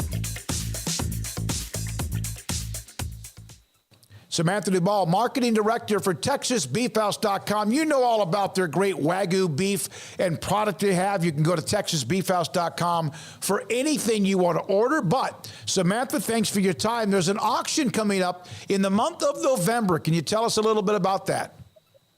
Yeah, so November 11th, we're having our first public beef auction. It's going to be here at our ranch in White House, Texas. It's going to be a live auction. You can bid in person. You can bid on the phone, or we'll also have it online. And we're auctioning off Wagyu and Angus beef. We'll have 30 to 40-pound bundles. They'll be full of steaks, hamburger, and primals. This is perfect for not only the restaurant owners, but also homeowners. So if somebody wants to load up your deep freezer with some great product from a place that is just delivering all of the time, with Wagyu from their ranch to your plate, TexasBeefHouse.com. With so many companies and policies out there, it gets so confusing shopping for insurance, and I never know if I'm getting the policy that's right for me. Luckily, I met the team at the Niche Group Insurance Agency. With the Niche Group, you can go to one company and get access to coverage options from many insurance carriers, and you get to speak to a real person about your specific coverage needs. With the Niche Group, I know I'm getting the right coverage at the right price. If you need insurance, talk to the experts at the Niche Group at 1-800-258-8302. Welcome back to 365 Sports, powered by Sikkim365.com. Our weekly segment with Baylor Director of Athletics, Mac Rhoades, is brought to you by Edward Jones Investment Brokers, Ben Erlinson, Brad Wilson, Cam Heathcott, and Chuck Verno. Edward Jones, making sense of investing. Baylor Director of Athletics, Mac Rhoades, with us. Paul Catalina, Craig, and David Smoak on 365 Sports. Mac, thank you very much for your time. This is not in any way to compare to where Baylor was and what you had to deal with, the dark clouds and controversy when you arrived in the summer of 2016. But has the football program's decline been pretty much next up as one of your toughest challenges right now as an AD? Oh, wow. That's a good question. I think it depends upon how you look at it, right? And you think about it. It's certainly a tough stretch, a tough patch because we're disappointed. After 4 games, right? We certainly didn't expect to be 1-3, and the Texas State loss was obviously a tough loss.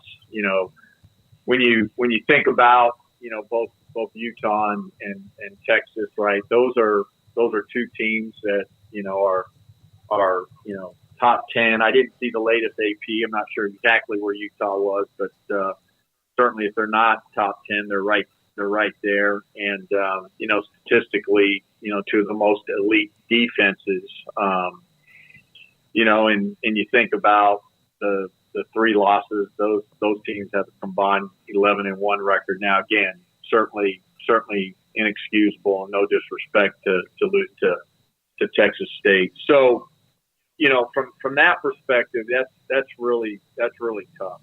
And so all of the the negativity, right, that surrounds all of that, having to navigate that, but I think, the positive for me is, I've walked into, some athletic departments as athletic directors, right, where the football program has been on a decline and headed in the wrong direction. And, those programs, the culture wasn't good. There was dysfunction within the walls. Players had given up on coaches. There was discontent, obviously, amongst players, finger pointing. There was disconnect with coaching staff, right? All of those things. And then when you looked at the roster, there wasn't a lot of necessarily, hope for the future. And I really think we're in a much better and different situation than any of those. You look at stuff like 60% of the snaps, this season have come from our first or second year players, right? I think about, the 2020 season. That was a tough season. And yet in 2021, we win the Big 12 championship in the Sugar Bowl with that same roster.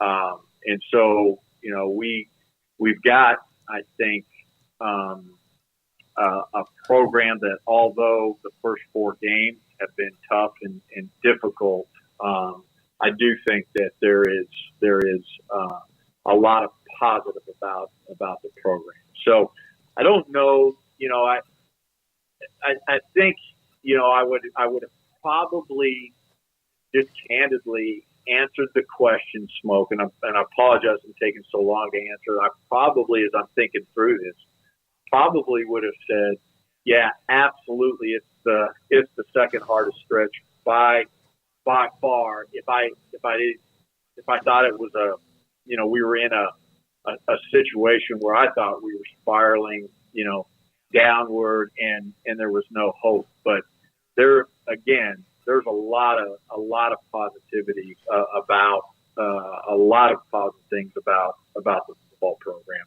that I know and understand that not everybody gets to see because they're not part of it on a day-to-day basis. Mac, have you had to, because it's rapidly, you have to break kind of old habits of doing things when, you had to assess a program differently because you're trying to build 5 years out. Now, because people can reset rosters and do things quickly, do you have a bit of a different way of looking at where a coaching staff is, where a roster is, where a team is, maybe a little bit differently than, I don't see how we can get out of this in 4 years other than, hey, there can be a quick reboot at the end of the season? Yeah, well, first of all, I'm not throwing away this. We still have 8 games, and I think we have a quality roster. I think we've had some bad luck, no excuse for it, but we've had some injury, right, and some inexperience.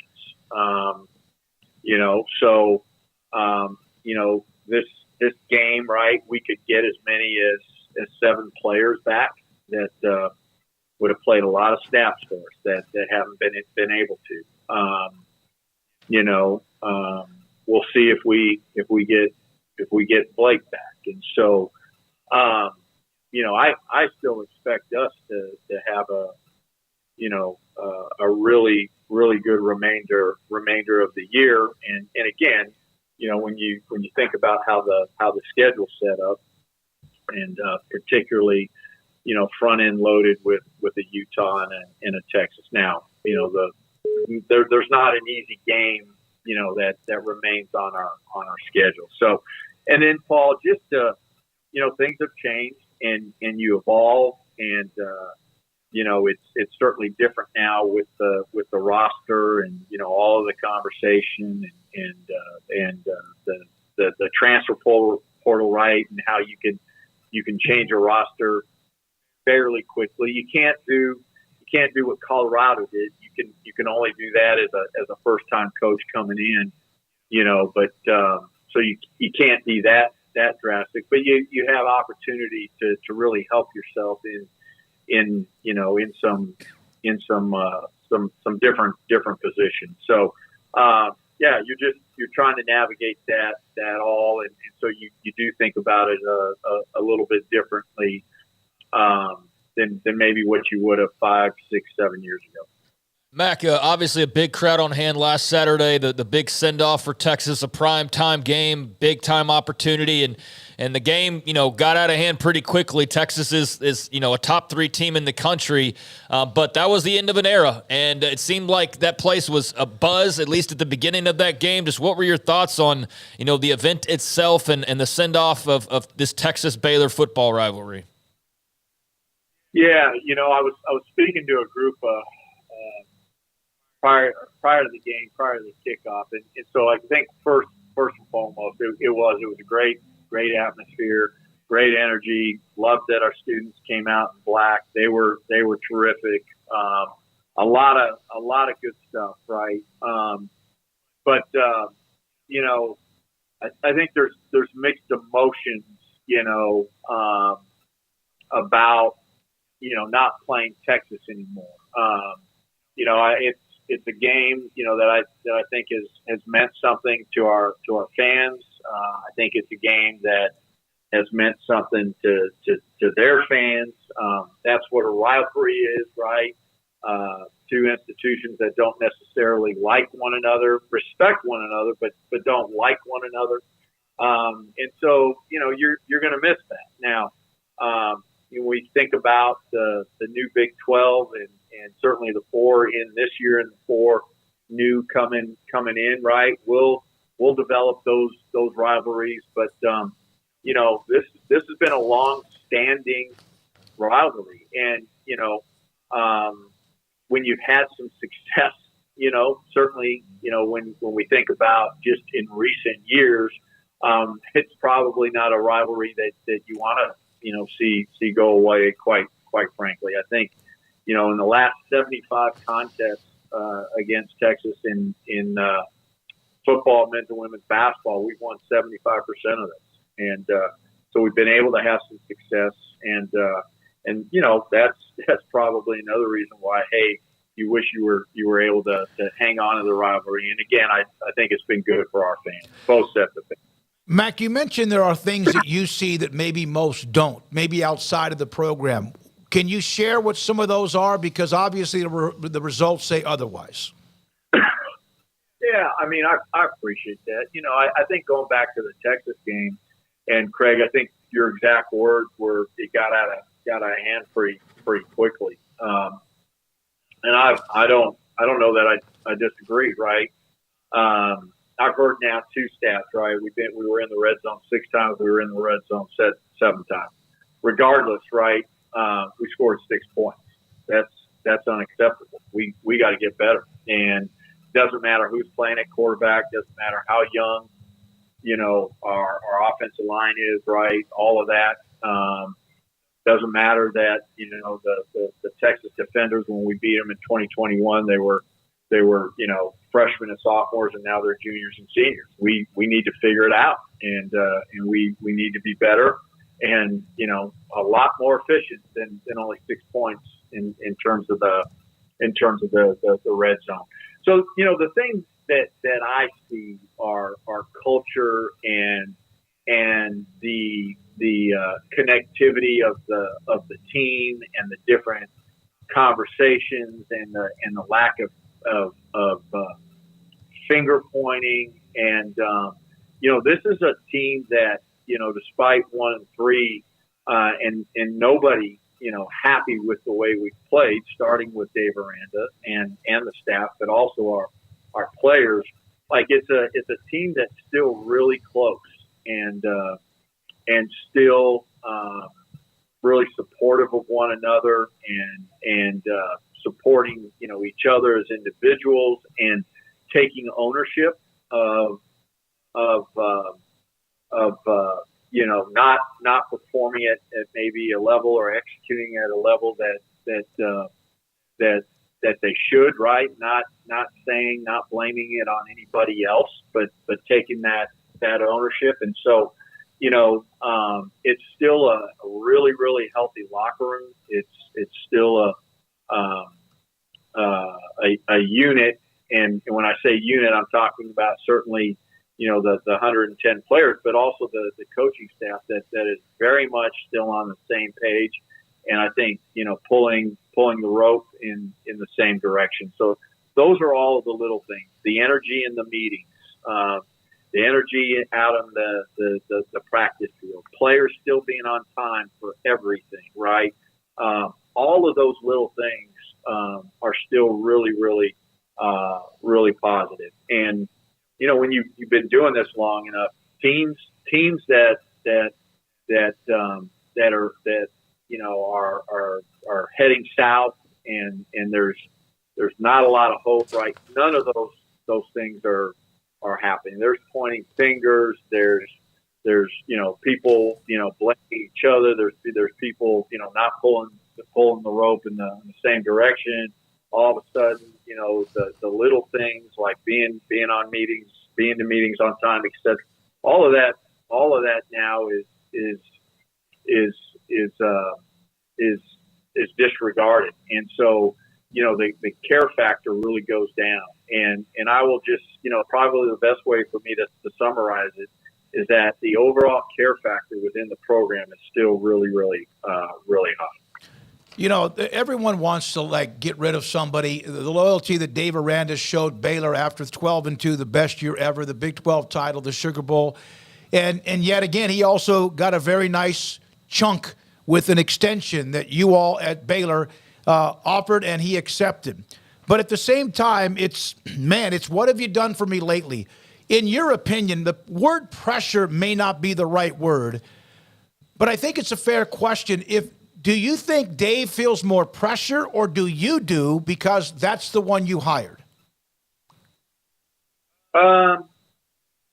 Yeah. I'm kind of chuckling because Dave and I don't sit around Sunday night and say, "Hey, you feel more pressure," or I know, or do I feel more pressure? I think, look, Dave's focused on how do we win games? How do we get better?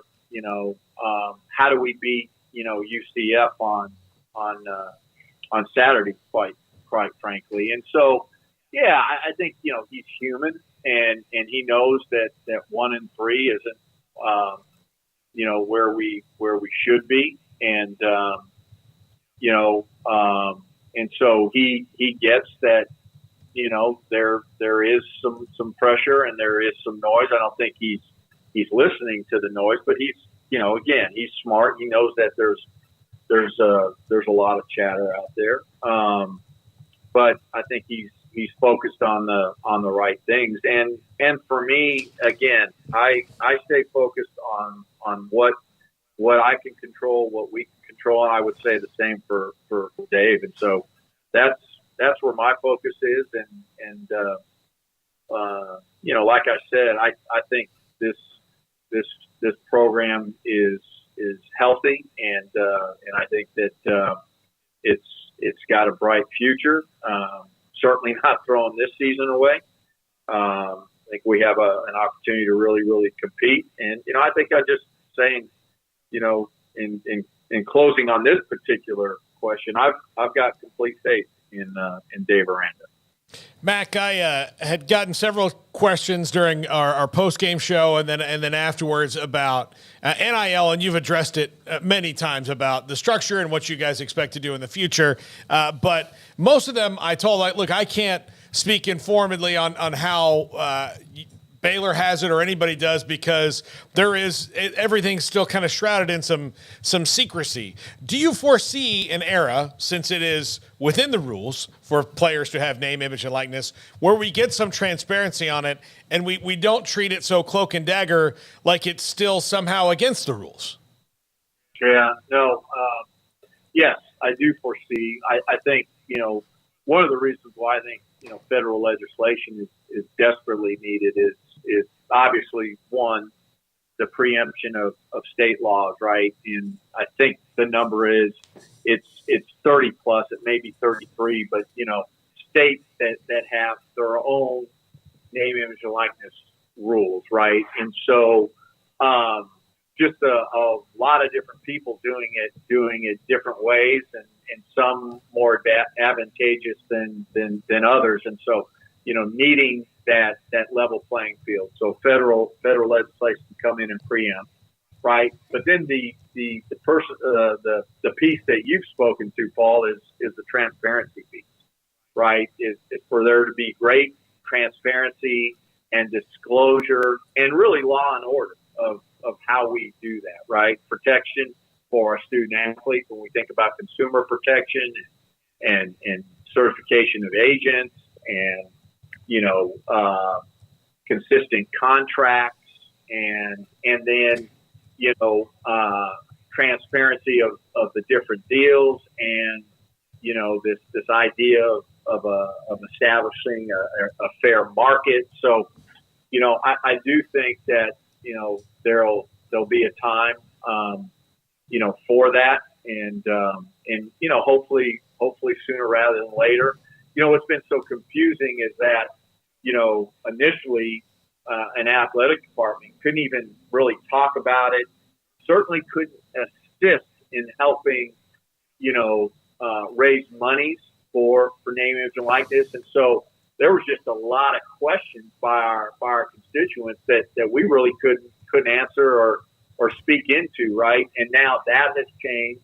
So we've been able to speak into it more. I think you saw, for the first time, the video board and really promoting name, image, and likeness, and that it's important to Baylor. It's important to us if we're going to be relevant. I will tell you in the name, image, and likeness space of football, men's and women's basketball, we're pretty healthy when we think about the Big 12. We're not at the top, but I would say we're in the upper half. So we're fighting, scratching, clawing in that space. But we'll see where this thing heads. When I was talking about it the other day, it feels like the COVID period of time where you couldn't make plans, with and be definitive, right? That you could make plans, but you also knew that you may have to pivot at a moment's notice, and that's what it feels like right now in terms of working in the name, image, and likeness space. Because if you asked anybody, what's this look like in 3 or 4 years, and they said, hey, I definitely know that it's going to be like this, I would say, yeah, it's wrong. None of us know what this is going to look like in 3 to 4 years. This might be a better question for Dave Aranda, but you mentioned the locker room. It's not toxic. There's no finger pointing, and it's very close. But in your opinion, have you and Dave talked about this, why that has not translated when a game kicks off with that type of lock-in arms, hell-bent for election, we're here for each other? That doesn't seem to have carried over on the field. Yeah, great question. And I really appreciate the question. As you can imagine, Dave and I have had a lot of conversations, and absolutely. That's certainly one of them. Because there is that togetherness, there is that care factor. Those kids run through a brick wall for Dave Aranda. That hasn't, I haven't seen that change at all. I think, transferring and translating that to the field on Saturday, because if you look at our practices, they're high energy, they're competitive, they're physical, all of those things. Why hasn't it necessarily translated to the field? Is it because we're playing so many newcomers? Is it because we've had some injuries? Again, all of those are excuses. And those might be, the right answers as to why, but we've got to overcome that. And we've got to figure out how we take, the work that's being put in, Sunday through Friday and make that show up on the field on Saturday. Mac Rhoades, Baylor Director of Athletics, with us on 365 Sports. My last question for you, and it's non-football. I'm sure you're happy with that. The Pavilion has announced we can talk as much football as you want. No, okay. The Pavilion has announced their opening dates on January 2nd and 3rd for both men's and women's basketball. Just the fact that you have dates and that's when it opens, and just kind of that next step of when that opens up at the early part of the year. Yeah, we were happy to announce that, right? Obviously, there's still when we're talking end of September, and we're projecting those dates and completion, 3 months, in advance. There's always a possibility that could change and something happens that we're certainly not anticipating in terms of the construction timeline. But at least right now and today, and we needed to release the schedule, we feel really positive, really good about it. So we're excited. There are some things that have to happen here in the next few days. We got to get the air conditioning on, right, in the building. Why does the air conditioning need to come on? Because we need to bring in the maple wood floor, and it needs to cure, right? And that can't be done unless it's a conditioned space. And so there's some of those things that we think that all things are positive, but not 100% sure, and that's why we said, hey, those are the second and third are targeted, and we feel really good about it, and we'll communicate if anything changes. Mac, I want to go back in my last question. I promised you this. I said that, but you mentioned earlier that you have all the faith in the world in Dave Aranda. That's not that dreaded vote of confidence. That's not what you were doing. I didn't ask you for that, but that's where you are right now, correct? Yeah, absolutely. That's where I'm at. Thanks for your time. We appreciate it. All right. Thank you, gentlemen. Baylor Director of Athletics, Mac Rhoades, with us, usually on Tuesdays. at around 4:30 next week. I believe his appearance with us will be next Wednesday with meetings in Dallas.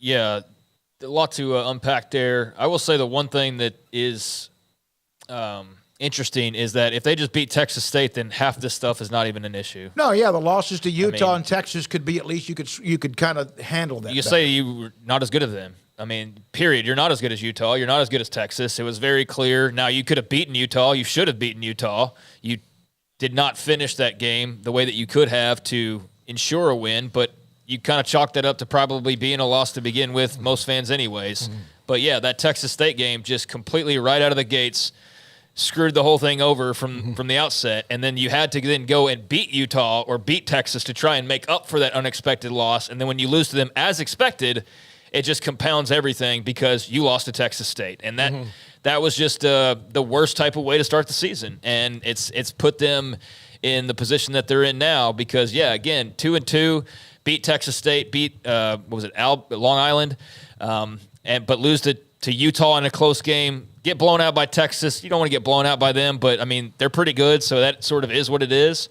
But if you were heading to Orlando 2-2, I think the mood would be much different. There'd still be people that aren't on board with the style in which they play and things like that. I'm not totally on board with it. I think the offense is pretty dadgum boring, honestly. But, 2-2 is a world's difference from 1-3. And that's unfortunate for them that they dropped that opening game because now I think it's expedited a lot of other things that maybe you didn't have in the cards just yet. So, that's the reality of the situation, but that one definitely got them. All right, we'll have around the corner in the 5 o'clock hour, we'll discuss Texas Tech. That's on the radar, but Craig Smoak and off the radar, and this is 365 Sports.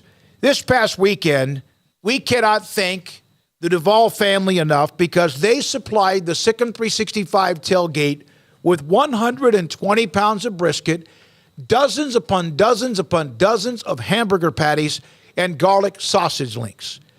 Will Denton drove down, in fact, to Waco to hand that off. In fact, not to Waco, to Huddle. In fact, I went by Blake Blackmar's area where he was cooking all of this brisket, all of this meat from Texas Beef House, and brought it up on Saturday for the tailgate right outside of McLean Stadium in the Brazos parking on MLK. I went by there and saw what Blake was doing. Texas Beef House gave all of that product to us so that we could have it for the tailgate for you. It's their beef. It's Wagyu beef. It's aged beef. There's a difference. It is fantastic. And then Samantha was there. Will Denton was there. It was incredible. And they have become so much involved with us and we with them. Obviously, the $100 gift cards we do every week with the Pick'em. That and more. And it's really good. And you can get there, and they will deliver to 49 of the states. All you have to do is go on to TexasBeefHouse.com. From the first workout to the last practice, sports is an incredible and rewarding challenge. Hi, this is Dan Ingham with the First National Bank of Central Texas, and we're proud to support each athlete, every parent, and our educators. From families, small businesses, to the biggest industry, we're here to help. With remarkable products like our free First mobile app, we've got banking ideas that fuel big dreams. That's the First National Bank of Central Texas. Familiar faces making local decisions. Member FDIC, Equal Housing Lender. Petty Clinic Men's Healthcare in Woodway is now proud to offer you men an exceptional weight management body sculpting product called semaglutide, also known as Ozempic or Wegovy. Semaglutide is an FDA-approved weight management medication. Once-a-week injections of this powerful medication offers an average body fat weight loss of 20% within the first year of treatment. In addition to body sculpting, semaglutide also normalizes blood sugars and has the clinical research proof of reducing blood pressure, cholesterol, stroke, and heart attack risk. If you're like most men and you have stubborn fat that will just not respond to typical diets and exercise, then help is finally here. Semaglutide, affordable, highly effective. Google search Petty Clinic Waco and reach out to the Petty Clinic team today for a free consultation with Dr. Petty to see if semaglutide is right for you. Go to pettycliniclowt.com. Shorty's Pizza Shack at 12th and Bagby is a homegrown, locally owned pizza place that's out of this world. Everything from the dough, the sauce, the sausage topping is made fresh in-house. Not to mention the amazing pizza pillows, the chicken wings are to die for. Try the Sikkim sauce, chili cheese fries or tots, plus great specials on food and drink every single day. Shorty's is also the perfect spot to watch the game with your friends. Shorty's Pizza Shack at 12th and Bagby. Tell them Paul sent you by. At Ideal MRI, we feel blessed to be a part of the Waco community. We're a small family business right here in Central Texas, and our goal is to bring down the cost of healthcare while maintaining high quality. At times like this, the cost of healthcare has never been more important, and unfortunately, significant illnesses and injuries still occur. That's why Ideal MRI is open and here to serve you through the difficult time. We offer premium MRIs just like a hospital with state-of-the-art technology and specialists, but you'll pay less. Sometimes thousands of dollars less, whether you're using insurance or not. At Ideal MRI, we accept most insurance and there are no hidden costs, even offering financing if that's needed. Everything included in the price, and you'll not get something as a surprise in the mail later on. If you need an MRI, ask your doctor about Ideal MRI. They'll know. You can schedule an appointment safely from home online in minutes at idealmri.com or give us a call, 833-IDEAL-MRI, idealmri.com.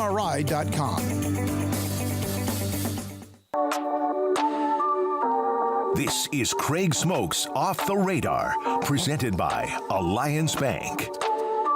They take pride in making banking easy. AllianceBankTexas.com.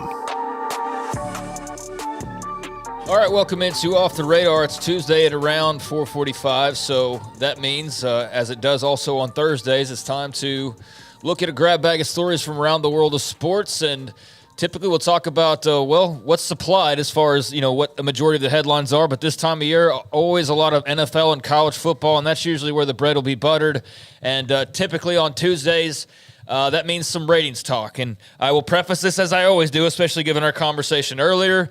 This is just simply to kind of marvel at the audiences that we're getting in college football TV ratings-wise, not necessarily to dunk on another conference or to, make fun of somebody who doesn't get a million plus, but really just kind of take a look at just what were the most watched games each week. And you did mention this earlier, but there was a tweet from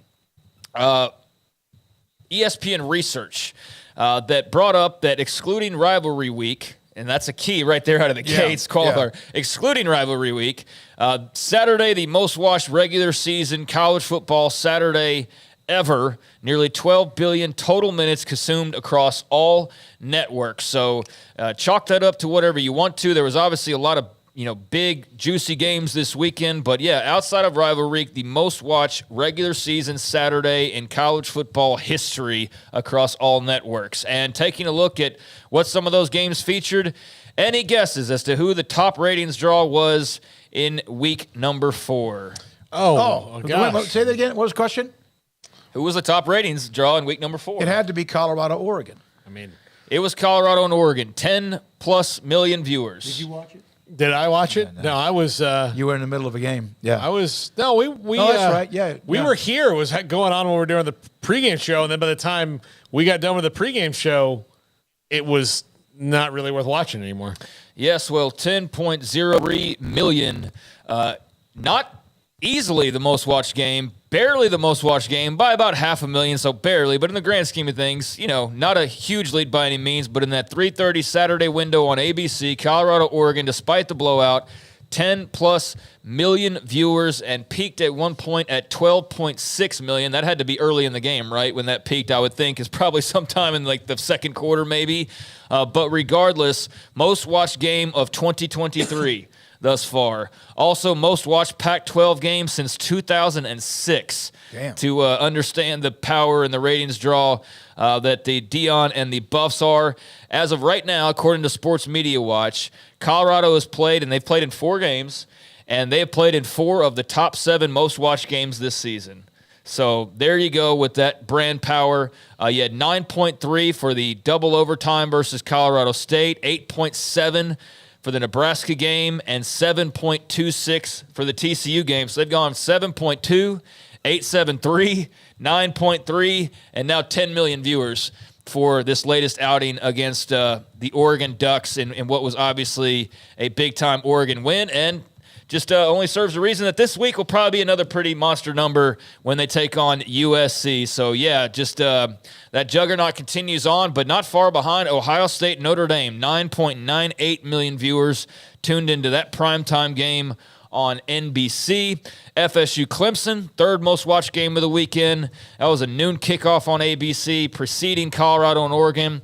That pulled in 6.7 million viewers. The Noles and the Tigers. Ole Miss, Alabama, 4.6 million.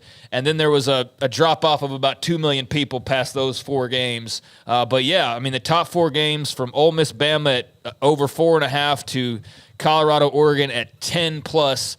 Those were the top games of the weekend. Iowa, Penn State rounded out the top five as it went from the Ole Miss Bama number down about 2 million to 2.75. They're in the top 8 or so.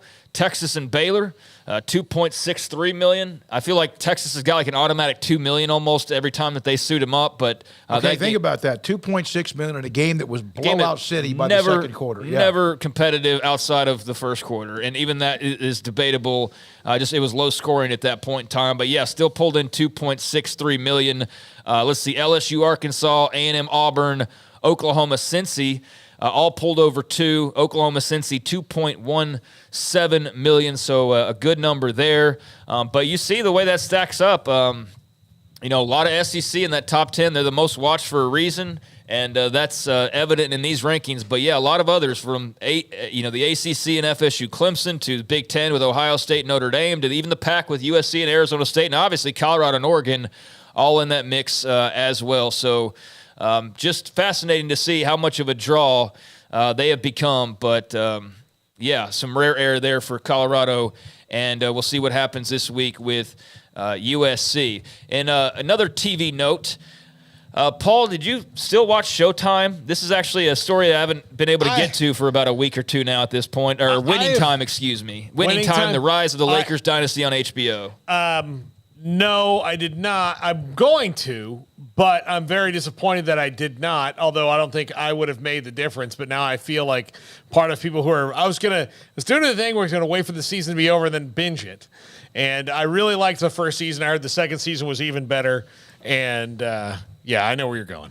Yep. Well, you have plenty of time to watch it now because there will be no new episodes. It was canceled a couple of weeks back, and I intended to get to that but got so busy with other stories. But after 2 seasons, the drama series that's a retelling of the 80s Showtime Lakers came to a close. It had gotten renewed pretty quickly after its original debut, but I guess the audience just isn't there at this point. And so what happened, I guess, in their final episode a couple Sundays back was the finale of the entire series, and apparently that was one where the Boston Celtics won the NBA championship at the end. So the Showtime Lakers series on HBO ends abruptly after season 2 and ends with the Boston freaking Celtics beating them for the NBA title at the very end. So not how you drew it up, but I thought that maybe you checked that out early on and didn't know if you had stuck with that or not. I did, and I really liked it. And then, got caught up in the wash of other things. And I thought, okay, well, I like this. Amanda, I was surprised. She liked it, and then she kind of she wanted more basketball than drama, which is different than most women would, I would think, in that kind of scenario. So she was like, yeah, well, I'm kind of out on this. And so I just became one of the things that was my show. Yeah. And so she liked the first couple, but then it got too, I guess, in the weeds for her with the non-basketball stuff. So I'm interested. I can't wait to watch it, and I'm bummed that it's not coming back. Yeah, I never got into it. I never really watched much of it. I am very hit or miss on dramatic sports retellings. There's some that are amazing, and I love as factual or not as they may be in some cases, but this one never really reeled me in. I know Jeff Pearlman was one of the writers on the show. He wrote the book that book that it was based off of, but was also a part of the show writing as well. And so I think, he had sent out a message as well. But that happened a couple weeks ago. I just wanted to circle back around to that because I could not remember if you were still tuning in or not. But apparently season 3 was going to focus on Lakers Celtics. But as I said, instead the Celtics go out on top. So a nice little dunk there at the end for fans of the Boston and Los Angeles series. Last night, had a couple of games on Monday Night Football, and guess just get your scattered thoughts. Paul, in particular, I don't know if you watched or not, but Eagles 25, Buccaneers 11, in what was not a very entertaining game. The Eagles just super dominant. Their defensive line is absolutely filthy ridiculous, and they had little to no trouble with Baker Mayfield and the Buccaneers. But 25-11 the final there, and then the Bengals take down the LA Rams 19-16, despite the fact that Joe Burrow is clearly not healthy right now, at least mobility-wise. Since he still gets a win, 19-16 as they wore their white tiger uniforms, and so a pair of results there from Monday Night Football last night. Yeah, the Bucs are interesting in that if they play somebody that's like in the middle or whatever, they're going to keep it interesting. But the Eagles are so far beyond them roster-wise, and probably far beyond most of the NFC roster-wise, that they're going to win a lot of games like that. Picking up DeAndre Swift was just another stroke of genius for Howie Roseman. He fits that system so well. It takes some of the pressure on Jalen Hurts, although they had the running game last year. But yeah, he's a weapon now. They have four guys that are all pretty good, and they could run the wing tee, honestly, with the personnel they have, and be fine. And then that's not to mention they have two excellent wide receivers and a great tight end too in Philly, and the best offensive line in the league. So is that all? Yeah, they're just so good. There was a gutty win by the Bengals. The Rams, they're better than they were a year ago, and Puka Nacua and Tutu Atwell and all that's a great story. Kyron Williams, all that's going on, but they're still missing something. It's probably maybe up front they're not as good, but they're still missing something that takes them away from being the Rams. I think that maybe if they got like a big playmaker, that would be good, but I don't know. We'll see. Yeah, Puka Nacua got some nice spotlight again. They especially spotlighted him. He was standing over on the sidelines at one point. They were just talking about his attitude and how refreshing it is, and how he's always smiling, how he's just thankful for the opportunity and all that. And he was just sitting there just looking like the happiest guy in the world standing on the sidelines. So it's cool to see all the attention that he is getting right now. But, yeah, did have the doubleheader once again on Monday Night Football. And there's something that keeps bothering me. I hate the Rams uniforms. I feel like they're incomplete. I feel like they got halfway finished or something and they didn't finish off the rest of them. Yeah. I don't know, but I just do not like those uniforms whatsoever, and I was just reminded of that last night. A very minor note, but this is somewhat Big 12 related and not quite Puka Nacua related, but BYU. We all know the situation with the Jets. Zach Wilson, now the starting quarterback once again, as Aaron Rodgers got hurt in the very first game.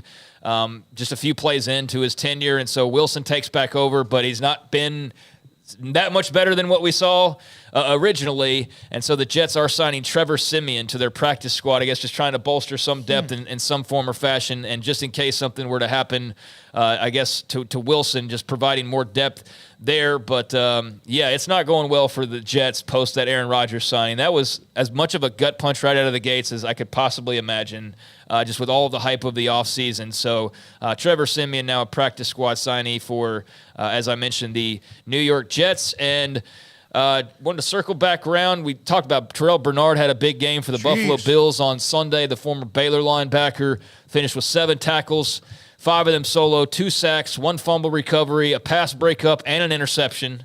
That's all in one game of action. So pretty big-time performance from Terrell Bernard, but also news that Jalen Petrie is expected to return this week to the Houston Texans. Good for him. He's missed the last couple of games with a bruised lung, and that occurred in week number 1. So he's been out since then, and he is apparently making his way back after a little time in the hospital and a little bit of recovery from what sounds like a very painful injury, a bruised lung. So he'll be back, and maybe Bernard can keep up his pace, and Petrie can return to where he was. And then you have a couple guys who obviously did a lot of damage and a lot of good here that can now go do that on the next level potentially, which would be great for them and also for that program just down the street as well to have a couple of those guys to showcase. So there you go. Petrie's coming back, and there's a few things off the radar. All right, you want to touch in on baseball's final week while we're here? Sure, if you want to. Paul? I mean, I thought the season was over when the Rangers Red Sox were eliminated. But beat the Mariners 3 straight over the weekend. That allowed them to jump over. There's a magic number, but I was going to wait till Thursday when that got closer to actually being something real. You can't, because otherwise that's like counting on their bullpen. Well, that's why I was going to wait till Thursday when it's actually maybe actually happening. What I'm just saying is that the AL West is crazy, but the Mariners have slipped. The Jays are fine, but they need to win. The Astros need to win, and they did last night. The Rangers need to win, and they've now won a nice chunk in a row. But, man, if you slip, you're going to miss the playoffs because the wild card is led by, Tampa Bay And then Toronto's in the mix with Houston and or Texas. It is crazy. And I got to bring this up in the NFL, and then we go to Chris Level, the next segment. The Dolphins scored 70 in an NFL game. And earlier today, I think it was Dennis Haiti.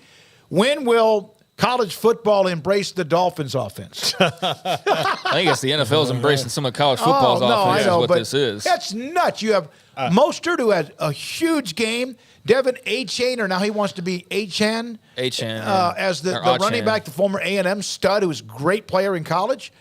I mean, they broke college. They broke the NFL, No, they didn't. They broke who they play. Who did they play? The Broncos. The Broncos. Which on Sunday. Yeah, and they should have set the NFL record, but for whatever reason decided to not do that. I mean, you already run it up. I mean, yeah, but dude, you needed what was it, 3 points? A field goal. Yeah, you needed a field goal. Break the dadgum record. When are you going to ever? I mean, I know it'll be, they'll do that again, but it's like, yeah, Adrian Peterson didn't win the Heisman this freshman. Oh, he'll be back. Yep. Yeah. No, he never was. So, yeah, break that dadgum record. I mean, at that point, what is 3 more points in that whooping for the Broncos that, now you've crossed the line. Now you've set the record on us. Before, it was just beating us by 50. Now those 3 points, though, that was not good sportsmanship. Yeah. No, I think it's very strange that they didn't. Mike McDaniels he's very strange though. Yes, he is. He's different. Yeah. I'm very entertained by him as a coach. I think he's a brilliant coach. And if you want to talk about fuel, he's a kid who grew up in Aurora, Colorado. He is lifelong Broncos fan. He's from the Shanahan tree, obviously. I know where you're going with this. He did not even get a phone call back when he expressed interest in that job when it's been opened. And I think that had a ton to do with it, with them getting, because he could have called off the Dogs even further.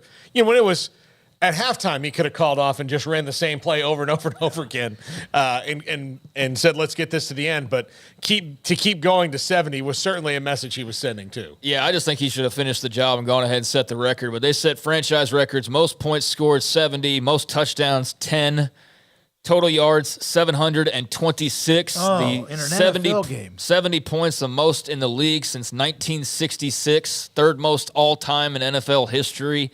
726 yards, second most in NFL history, the most since 1951.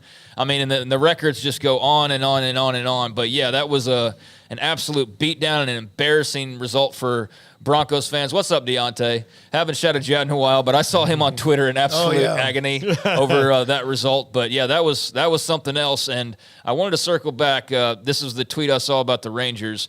Magic number is 4. Oh, God. To eliminate the Astros. To eliminate the Mariners, it is 2. But, yeah, they can clinch as soon as Wednesday night if they were to win the next 2 and the Astros were to lose the next 2. So that's the soonest that could happen. The magic number of 4 would be Wednesday night. But, got to take care of business there. And if they don't win the West, isn't there a chance they don't make the playoffs because of what Toronto and Tampa are doing? Yeah, you got to try to win the West. No, that's what I'm saying. Yes, absolutely. Yeah, by the way, the last time I remember an NFL team scoring 70, the Chicago Bears in the 1940 NFL championship game beat Washington 73-0. That was the last time when I saw that score pop up, 46, 53, 6, whatever it was. I was like, my God, it's been a while. Yeah. But by the way, the Rays are they're in. They're in. So they have to worry about Toronto staying hot and the Astros and Mariners. Yep. And they're 2.5 up on Houston. Yeah. And Craig mentioned the magic number. Yeah, the magic number's 4 with the Astros, 2 for the Mariners, I believe. And we'll revisit that on Thursday because we should have some more clarity at that point. God, I hope so. And maybe they're already locked in at that point. Maybe they do get that magic number of 4 in the next couple of days. But, yeah, that's where we stand right now. And everybody's going to lose to the Braves anyway. Yeah, that's probably true. All right, when we come back, Chris Level on Texas Tech, 1-3 home against Houston.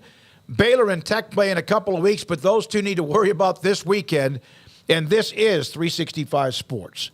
Marco's Pizza. Pizza lovers get it. 5 locations in the Waco area. Bob Mock, the owner, has been in the pizza business for most of his adult life. And he opened up Marco's Pizza here in Waco. It's the fastest growing pizza brand when it comes to the United States. And so perhaps if there's one near you, you can go online, order, call them at marcos.com. There's all sorts of specials. Every pizza you can imagine, combination that you want, you can make that. Thin crust, regular crust, whatever crust you want, they have it. Salads and wings and drinks and sandwiches and so much more. 5 locations in Belmead, China Spring, Woodway, Hewitt, and Robinson. Just a few years ago, and I mean not long ago, there were none, and now there are 5, and that's part of the fastest growing pizza brand in America. Marco's Pizza. Pizza lovers get it. How did Edward Jones become one of the biggest financial service companies in the world? By not acting that way. Financial strategies, one-on-one advice, it's a big difference. And that's why Brad Wilson, your Edward Jones financial advisor, makes sense of investing. Experience the difference for yourself. Brad Wilson, 250 Sharon Drive in Woodway, 254-776-4337. Edward Jones, member SIPC. Baylor Scott & White Southwest Sports Medicine and Orthopedics, the team physicians for Baylor Athletics, diagnosing and treating all sports-related injuries, including concussions. These specialists also provide orthopedic services for athletes and non-athletes alike, whether it's knee or shoulder pain, a wrist injury, orthopedic spine care, and even an arthritis and total joint clinic. Trust the doctors Baylor Athletics trust. Baylor Scott & White Southwest Sports Medicine and Orthopedics wants to get you back in the game. Baylor alumni are more than 160,000 strong. When we all join hands to support our university, we don't just move the needle, we move mountains. Working together, we create life-changing opportunities for students on the field, in the classroom, in the laboratory, and in life for generations to come. So get connected, get involved. Learn how at baylor.edu/alumni. Samantha Duvall, Marketing Director for TexasBeefHouse.com. You know all about their great Wagyu beef and product they have. You can go to TexasBeefHouse.com for anything you want to order. But, Samantha, thanks for your time. There's an auction coming up in the month of November. Can you tell us a little bit about that? Yeah, so November 11th, we're having our first public beef auction. It's going to be here at our ranch in White House, Texas. It's going to be a live auction. You can bid in person. You can bid on the phone, or we'll also have it online. And we're auctioning off Wagyu and Angus beef. We'll have 30 to 40-pound bundles. They'll be full of steaks, hamburger, and primals. This is perfect for not only the restaurant owners, but also homeowners. So if somebody wants to load up your deep freezer with some great product from a place that is just delivering all of the time, with Wagyu from their ranch to your plate, TexasBeefHouse.com. At Allen Samuels in Waco, we've got amazing deals that make you ask, why shop anywhere else? During Ram Power Days, get a new 2023 1500 Lone Star 4x4 Crew Cab, $11,000 off MSRP, or 2.9% for 72 months. Or choose a new 2023 1500 Laramie 4x4 Crew Cab, $12,500 off MSRP, or 2.9% for 72 months. That's right, we're making big deals, so hurry in today. Allen Samuels in Waco, the place to shop Ram trucks. This is 365 Sports, powered by Sikkim365.com. The 5 o'clock hour is sponsored by Edward Jones Investments, with financial advisor Brad Wilson. Investing is time and experience back to you and your money during today's changing times. Edward Jones, making sense of investing. Now, here's David Smoak, Paul Catalina, and Craig Smoak. Chris Level, RedRaidersports.com, Tech hosting Houston this week, and they'll honor Mike Leach this week, too. And then, hey, just around the corner, 2 teams in need of a win this weekend, Texas Tech in Waco to play Baylor. Chris, thanks for your time with Craig and Paul, and I'm David Smoak. Man, there was a lot of steam over the week, over the summer, off-season, a 5-game winning streak, Shuck back and healthy. Where is everybody right now? Yeah, it's been a bit, hey, sports, right? You never know what you're going to get. Yeah, it's funny because I think there was obviously a lot of talk about Tech, and I think there was a lot of talk about, Baylor and Oklahoma State kind of being in that tier, maybe not the favorite tier like with Texas and Kansas State, and then they just all 3 of them kind of come out of the gate and it doesn't look great, to start. I think with here, Depends on how you want to look at it. You're 1-3. There's no way around that. That is not what anybody signed up for. It's not what anybody thought you'd be. It's all about results. If you're looking for, positives, you say, man, you were right there and should have had a win over Oregon, which is one of the best teams in the country, it looks like. But, again, just played them, to the end and couldn't get it done. Yeah, the Shuck injury is just, unfortunately, we're kind of used to seeing that around here. And but I think most of the fans were kind of ready for Baron Morton anyway. I hate when the fan base kind of gets split between two guys. It's just, you just want to win, and like whatever the coaches feel like gives you the best chance. You get behind that guy. But there was a lot of support here for Baron, and it's going to be his show going forward. But yeah, I mean, it's just there's a lot of frustration up here. But I think I was around Joey yesterday and around a lot of the guys today, and they're frustrated too. They get the fans' frustration and all those things, but you still got 8 games to go, and you've been right there. Maybe that's what's the most frustrating thing, and that's what fans don't want to hear is how close you've been. 4-0 and 4-0 in one-score games last year, and then this year you're 0-3 in those same things. So that's just that's sports sometimes.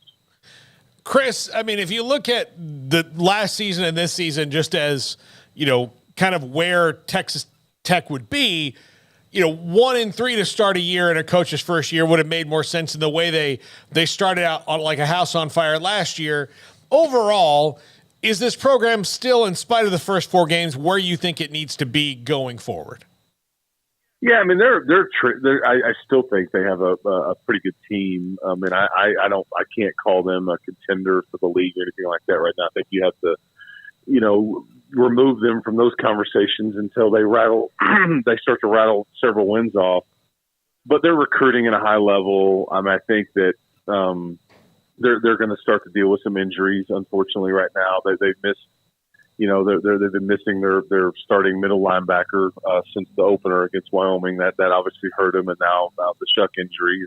There's a few other issues, and every team deals with some of this stuff. But because what's funny is I was talking about this on a podcast I was doing this morning. You started off 3-1 last year, and which is obviously opposite this year. However, at one point last year, you were also 4-5 at one point, and then you won out and won 4 games to end the season.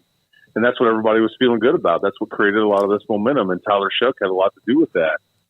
So I don't know, maybe you get the inverse this year and you can kind of get hot here. I don't know. But it's just, if some of those one-score games would have gone differently last year and this year, it's kind of the same, but it just so happened they were all in one lump.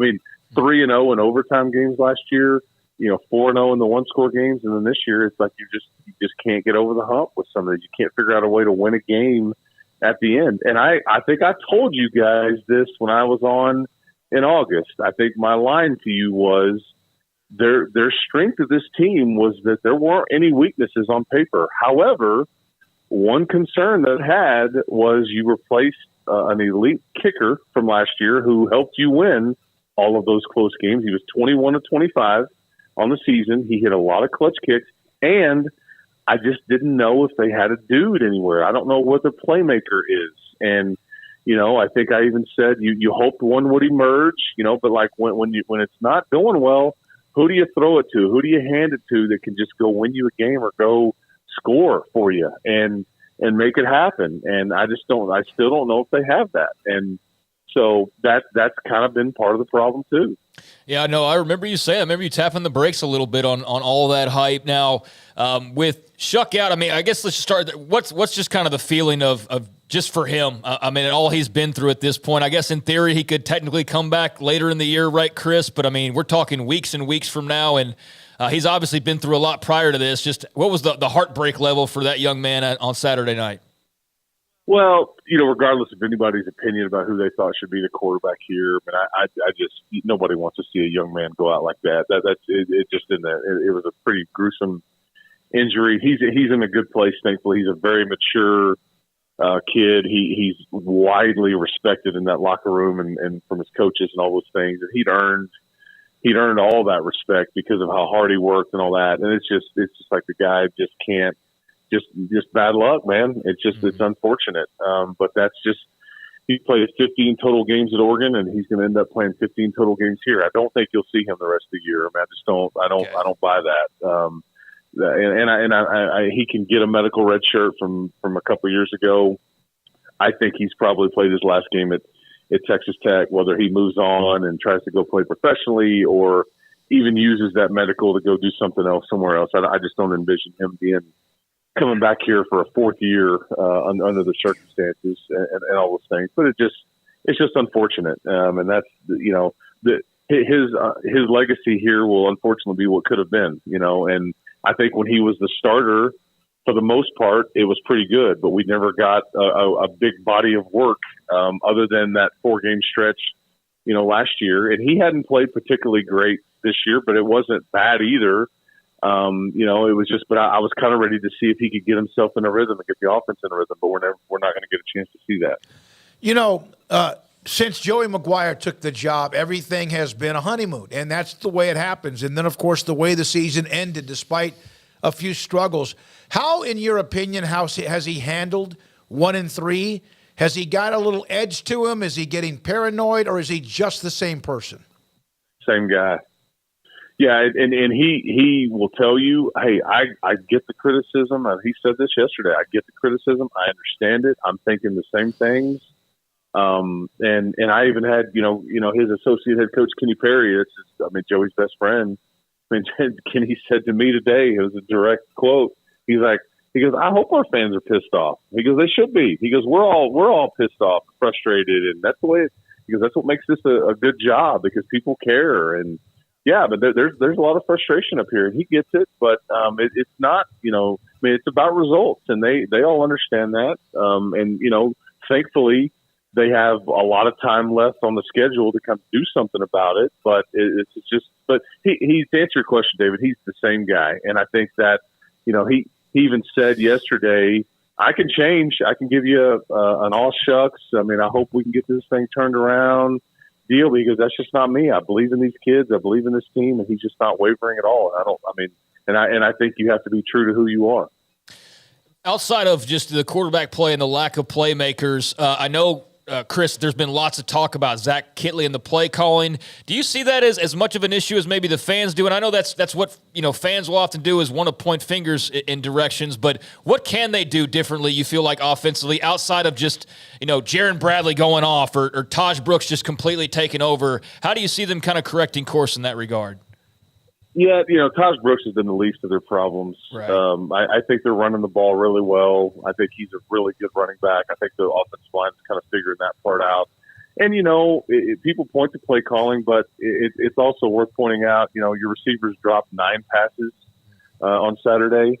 You had a wide open touchdown. People are asking, why didn't you try to run the ball on one of the last 4 plays when you're at the 11-yard line? And yet on the 3rd down, you drop a wide open touchdown pass. Jaden York, one of the tight ends, is just literally standing all by himself, and it just went right through his fingers. And otherwise, they tie it up, go to overtime, and maybe we're having a different conversation. But that's the way it goes. So yeah, when you score 13 points though around here, especially, people are going to ask questions, and Zach understands that. And that just comes with the territory, especially here.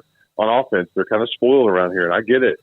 It's funny, y'all mentioned Mike Leach's name earlier, and and all that. He kind of started that. That's just what people are used to. They're used to scoring, 35 points, and on a Saturday is sometimes like, well, what's wrong with the offense? But when you score 13, and it's been fascinating because I think the fans want them to run the ball more, because that's what has been working, and so. Taj, there was a career high in carries on Saturday, 25. He handled it, and he can handle it. But that's just not what you typically see in the sport in general, whether it be college or pro or high school for that matter.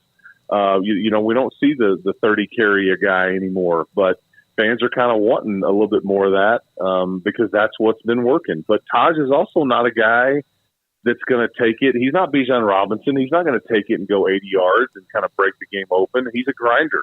And he's really good at what he does. He's great in pass pro and in between the tackles, and he's going to get some tough yards. But he's also not going to just bust the game wide open and threat to score every time he touches it either. But yeah, there's definitely been some criticism about just the offense in general, and that comes with Joey and Zach and the QB and on it goes.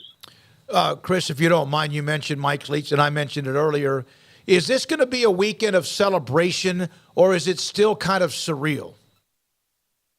No, David, I think, and that was very personal to me. I know I'm not doing what I'm doing with not for Mike, and I've known him for a long time, and it was just sad when, when he passed away and all those things. And I think there was a time where I thought this would never happen.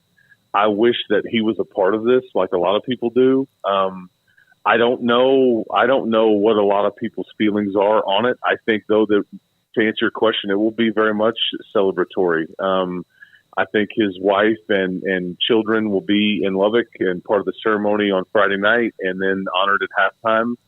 I think there'll be a loud ovation, and I'm probably as excited about that as anything this weekend, because I think the man deserves it. I think and I appreciated what Dana Holgerson said, who obviously his team will be here this weekend, because Dana was as big a part of Mike's, tenure here as anybody. And he was just glad to see that everybody was kind of back on the same page and trying to mend that fence and all those things. And so I think it's important, because that was an important era in this school's history. And I'm glad to see that at some level, at least they can get back on the same page with everything.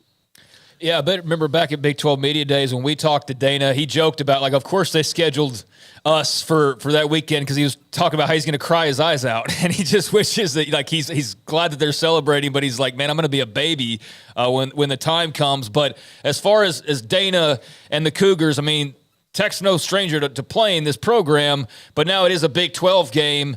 Just what's kind of the outside of the Leach celebration and all of that will be going on? What are the thoughts on Houston coming in and this conference game and what people would like to see?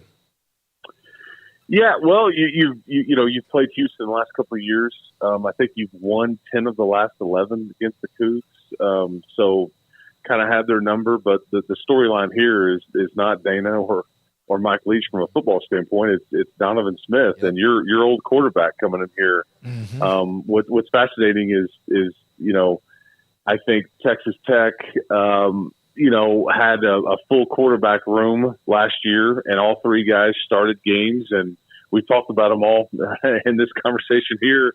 And now you're going to face one of them, and I think it's kind of it's just ironic that you had a quarterback injury and all that, and then right here Donovan comes because he would have been maybe in line to either play or start or whatever had he stayed, but he wanted an opportunity to go play, and he left here way above board. But that'll be kind of surreal, because guys, last year in this game, it was in Lubbock, he converted a 4th and 20 to get that game I remember to that, overtime and all these things, and he threw one up to Jerron Bradley, and they ended up winning that game. Tyler was out, and I think Barron was kind of dinged up, and and all that. And so, yeah, Donovan, kind of helped you beat Houston last year. Now he comes in here to lead the Cougs. So it's kind of just the days of the portal, man. You get some of these weird scenarios, but that's kind of the storyline here. But it's an important game. Houston's trying to get some momentum going. I think Texas Tech trying to get on track, obviously, and Joey's been 7-2 at home since he got here, and I think they need to get on track and get this one for sure. Chris, thank you as always. Appreciate your time.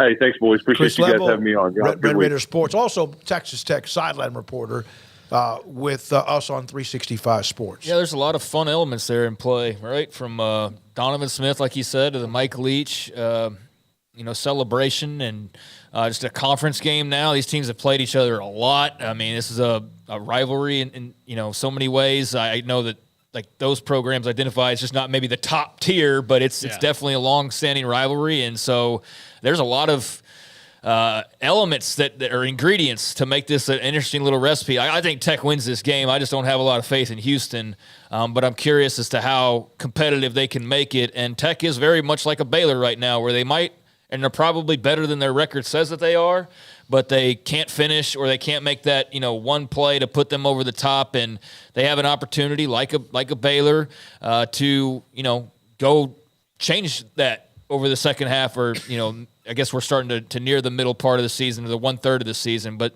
they've got some opportunities to correct course. It's just not going to be the big grand plans that they had at the start of the year of being 10-2 or something like that. That's no longer going to be the case, but they've still got plenty of winnable games out there. And, this ought to be fun with all the festivities and, a crossover that there will be with this one. All right, when we come back, a couple of notes to kind of update a few things from today, but also Paul Catalina and his top 5 are just around the corner, and this is 365 Sports. Don Humidor and Coffee Beans in the Townwood Shopping Center off Valley Mills and Richland Drive in Waco. I have a little tickle in my throat. Sorry about that. But they have a 48-foot walk-in humidor with every brand of cigar you would want, with my favorite, Rocky Patel. Maybe yours could be Arturo Fuente, Ashton, Macanudo, Padron, Cohiba, and so much more.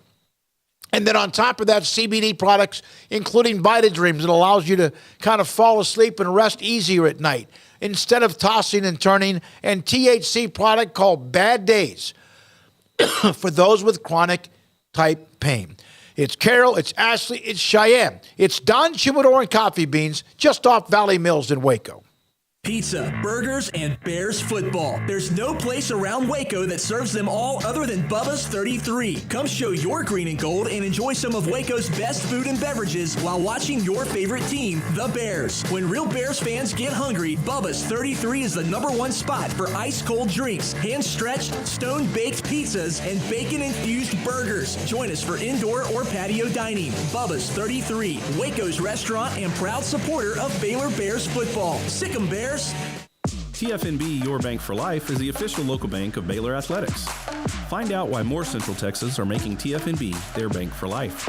Sign up for our Edge checking and savings accounts to earn interest or cash back. With 5 convenient locations and an award-winning mobile app, banking has never been easier. TFNB Your Bank for Life. Member FDIC. In our logo and advertising, we say we are people that you can count on. What does that mean? It starts with providing a quality vehicle and quality service at a fair price.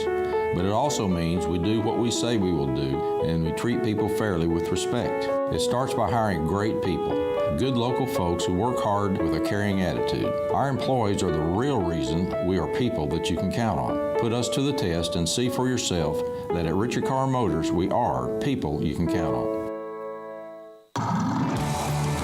Waco Custom Marketplace is your hometown grocery store with a full-service butcher shop and bakery. Hi, this is David Smoak. The butcher shop can take your customized orders for seafood, pork, and poultry, and custom cut your favorite steaks from bacon wrap fillets to T-bone to bone-in ribeyes, cut specifically the way you want. They have Norwegian salmon fillets, catfish fillets, sliced ham or turkey and lunch meat, variety of cheese available, and several options of sausage links, fresh chicken breast or whole chickens, sliced bacon, pork chops, ground beef, marinated beef, and chicken fajitas, and always large briskets available, plus fresh vegetables. So the great product, customer service, and family tradition of the Bauer family continues at Waco Custom Marketplace, open Monday through Saturday. A full-service butcher shop and bakery available. Waco Custom Marketplace, 425 Lake Air Drive in Waco, or WacoCustomMarketplace.com.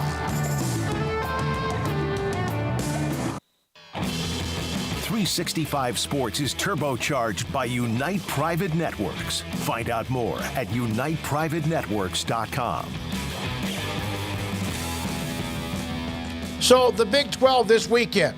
We will have our picks. Of course, we do that on Thursday, and so Paul will need to get yours before you walk out the door. But the Kansas-Texas game has the most of all the implications. KU's a top 25, Texas at home. They're ranked number 3 in the country. There's been a little bit recent history with them, although that may mean nothing when they play on Saturday. Kansas is not just a fluke. That doesn't mean they'll beat Texas. But this is a way that Leipold is building this program and building it, to me, in a very, very strong way. Yeah, I think that Kansas will hang in this game for a little bit. I think Texas has too much in the end, but I do think that Texas is going to feel like, man, this team's pretty darn good, and they got a pretty darn good quarterback, but Texas is just so deep and strong. Yeah, I mean, Texas, I think, will be challenged more so than they have been in some of their other previous contests. Although I think in every one outside of Baylor, they've been challenged to some extent. I mean, Wyoming gave them at least a game there for a little while. Rice, not really. So I guess that one too. But Alabama and Wyoming certainly gave them some trouble to deal with. But yeah, I mean, they haven't had to play. Outside of the Bama game, somebody for all 4 quarters. I don't know if Kansas will be the one to really do that and push them as far as, non-Bama goes. But some teams will, and maybe it will happen this weekend. I mean, certainly that was a big win for the Jayhawks over BYU. Jalen Daniels is a star, and, Devin Neal's a reliable back. I'm curious to see if they're able to run the ball with a bit more effectiveness, and if they're not, then that's going to put a lot on Daniels' shoulders, and then that just sets you up for UT to kind of sit back on the passing game. So, fascinated by how the Jayhawks attack and what they're able to do against that Texas front in particular, because there was no moving those guys the other night, and I think that's really where Texas, as much as they're talented all over the place, and yeah, I mean, they've got a better wide receiving core, and they've got a better but like up front, I think that's where they really are a different type of an animal than they have been in previous years on offense and defense, and that's what could take them really far. So curious how the trenches go against KU, but I'd imagine the Jayhawks will be feisty, and they'll make it an interesting game, at least for a little while, if not for the whole while. And you know what? It's Kansas, Texas, so you can't put past the idea that there's always an upset opportunity here. We've seen it a couple times in recent years with far lesser Jayhawks teams and lesser Texas teams as well. But there is that element of like, man, do they really have their number? Can they make this interesting again? And man, what a story that would be if they happen to be the one to play spoiler first in this 2023 season. Heck, it'd put them right at the top, right? In the conference with a win on the road against a team ranked number 3 in the at least preseason pick in the Big 12. I received this email. I'm not going to read the whole thing, but Robert Thornton is a huge West Virginia fan. Finally, West Virginia beats Texas Tech again. You think Neil Brown is definitely or defiantly on the hot seat. He was talking about how the Mountaineers, I don't know if we get enough. We've had those who cover West Virginia on the show. In fact, last week, he really, his attitude at the Big 12 media days was defiant. He was angry. He felt like West Virginia had been disrespected. But I had more than just Robert, but many others. Joey Foster sent me a text Saturday. It was a really feel-good weekend for West Virginia. Whether that translates at all in Fort Worth against TCU remains to be seen. But they surely do look like a team that the way they play, they might be in a lot of the games this year. Yeah, potentially. I mean, not if their offense doesn't get any better, though. No, they have the problems. They have to be able to score points. Their defense is good, but their defense is not good enough to hold like TCU and Texas and Oklahoma and all those teams to similar results as like Pittsburgh, But they have shown a lot of fight. I think that they've been better than expected, but probably about where Neil Brown expected them to be. This first month of the season was always going to be key for them, as how they, got on the other side of things. And you figured like Penn State was going to be about what it ended up being. But beyond that, what would they be able to do in a couple of those rivalry games? And they've been able to win those games. And so it's put them in a spot now at 3-1 and a 3-game winning streak, 1-0 in the Big 12, where they're sitting way prettier than anybody probably thought they would be. 2-2, maybe at best, is what you would have expected. Maybe 3-1. Maybe you had them beating Tech in the opening Big 12 game, or maybe you had them losing that and beating Penn State, although that would have been kind of crazy. But yeah, I mean, their defense is pretty strong, and offensively there's still some things to work out, but that defense gives them a chance to be in a lot of games for sure. And so yeah, I don't think they're done winning by any stretch of the imagination, and let's see how crazy they get. But this is a big step up, I think, going into Fort Worth this weekend, because I think TCU's playing really well. They've gotten past the Colorado debacle, kind of like we talked about, just that first week of, not knowing exactly what you're facing, and certainly Colorado put it on them a bit more than they probably expected to. But since then, I think TCU's gotten its mojo back slowly but surely, so that's going to be a tough one, but that's definitely another interesting game outcome-wise to pay attention to. Robert was saying that even after the win, that Brown was lamenting about missed opportunities, especially for West Virginia in the first half. And he was like, Robert was just, hey, we won. Yeah. But he goes, this is what I like about the guy. When he got to Morgantown, never complains, takes the heat, and finally they think they might have something going in the right direction. Yeah, he likes to start off his press conferences with like running down the entire game, and it's amazing how coaches have that photographic memory of remembering every little thing that's happened over the course of 2 hours and can just kind of riff it off with just maybe a little piece of paper to guide them. But yeah, I can see where he's still, not everybody's cup of tea, certainly. But, you can't deny the results. And that's what he's been. I mean, they said to save his job or to, get off that hot seat or to cool it down, you had to win football games. Well, he's won 3 of the first 4, and he's beaten a couple of your rivals along the way. So he's done what he's needed to do up until this point. It hasn't always been sexy. Again, I think you've got to definitely be able to do more on offense. But maybe that'll come with time. And as long as your defense holds up, then you're going to have a chance most weeks.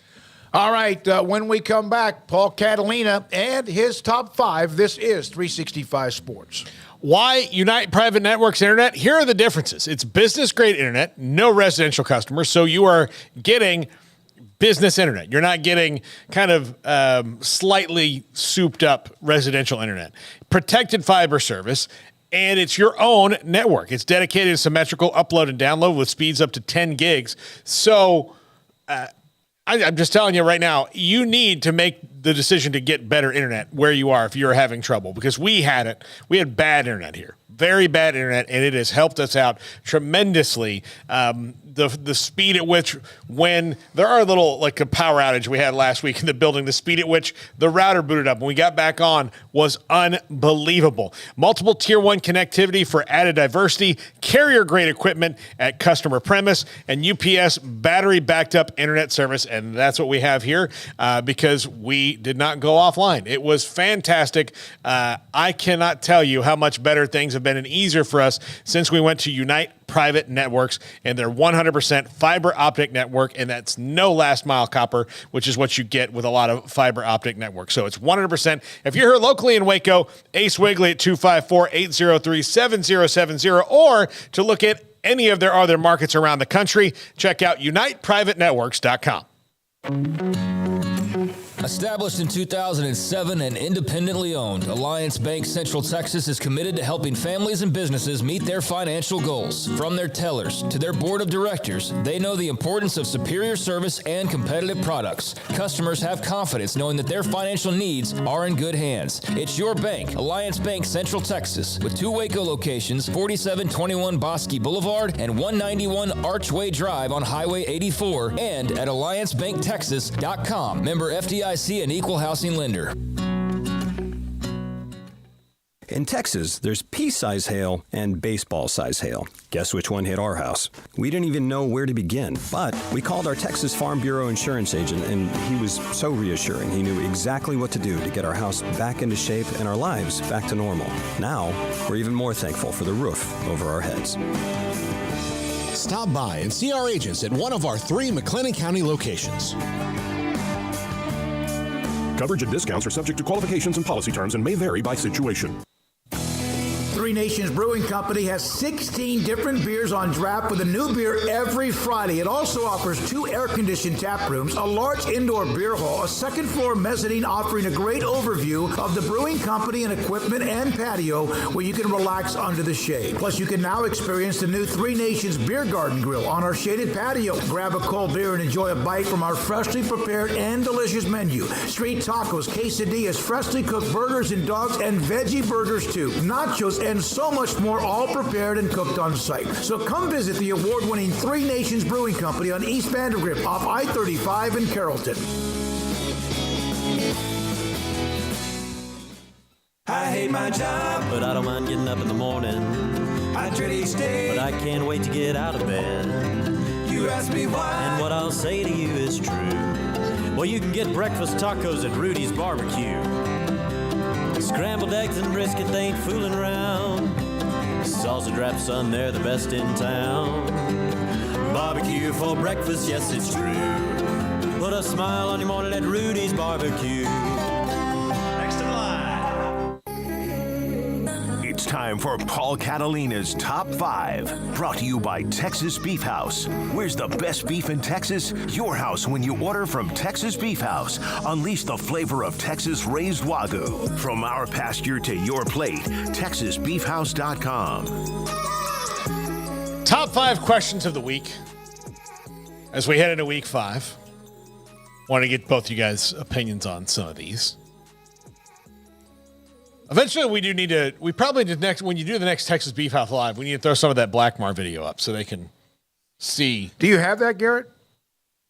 Yeah, I mean, for later, after this segment? Yeah, I still have it now. Yeah, I still like have to show it. Okay. But yeah, I think we need to show that at him, an artist at work. Make everybody hungry. I mean, do you often, how many people walked into Picasso while he was painting, whatever that was? If they weren't shot first, yeah.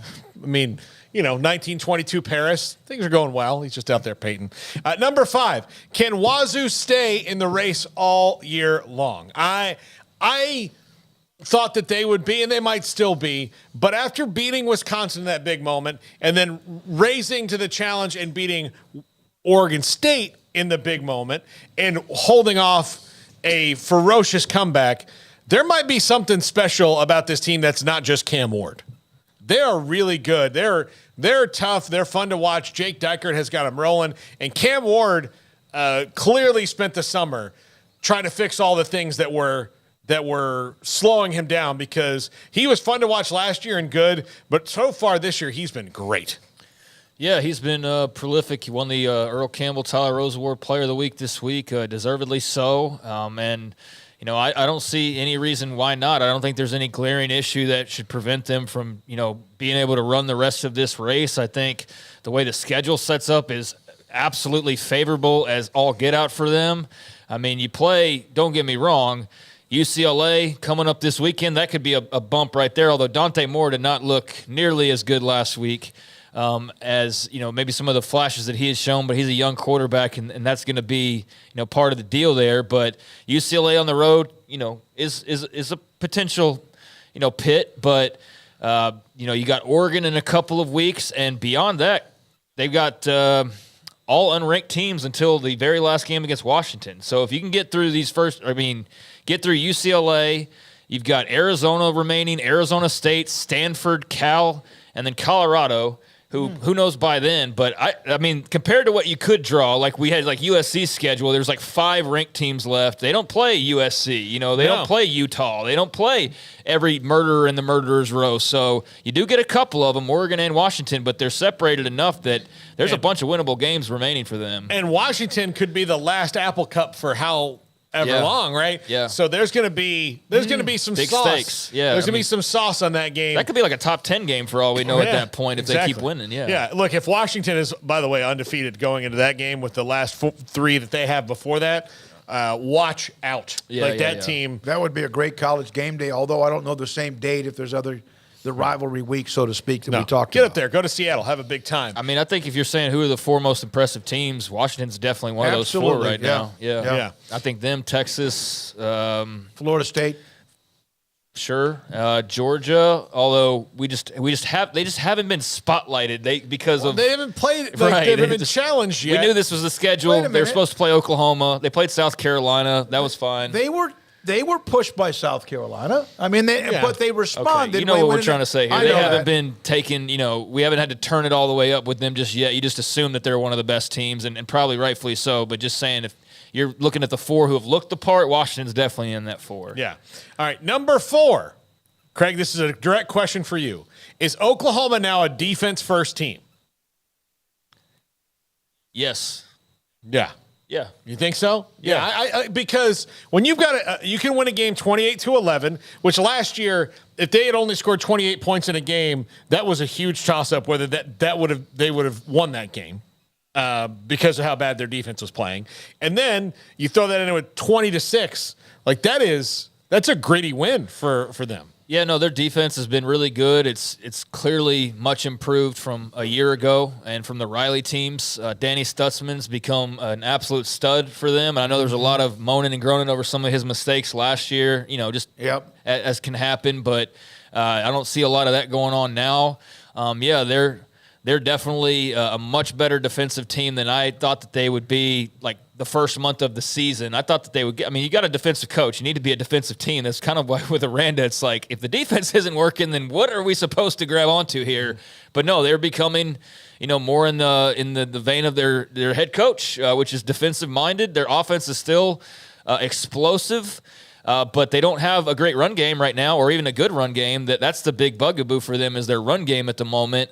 And they've got some players that you can see are going to be potential stars and pass catchers and things like that. But no, I think the defense is the one that's taking the headlines right now. They can still be explosive offensively, but it's not like the Riley level of like, here's CeeDee Lamb and here's, all these guys. They've got some good players, but defensively, that's been the star of the show at this point. Yeah.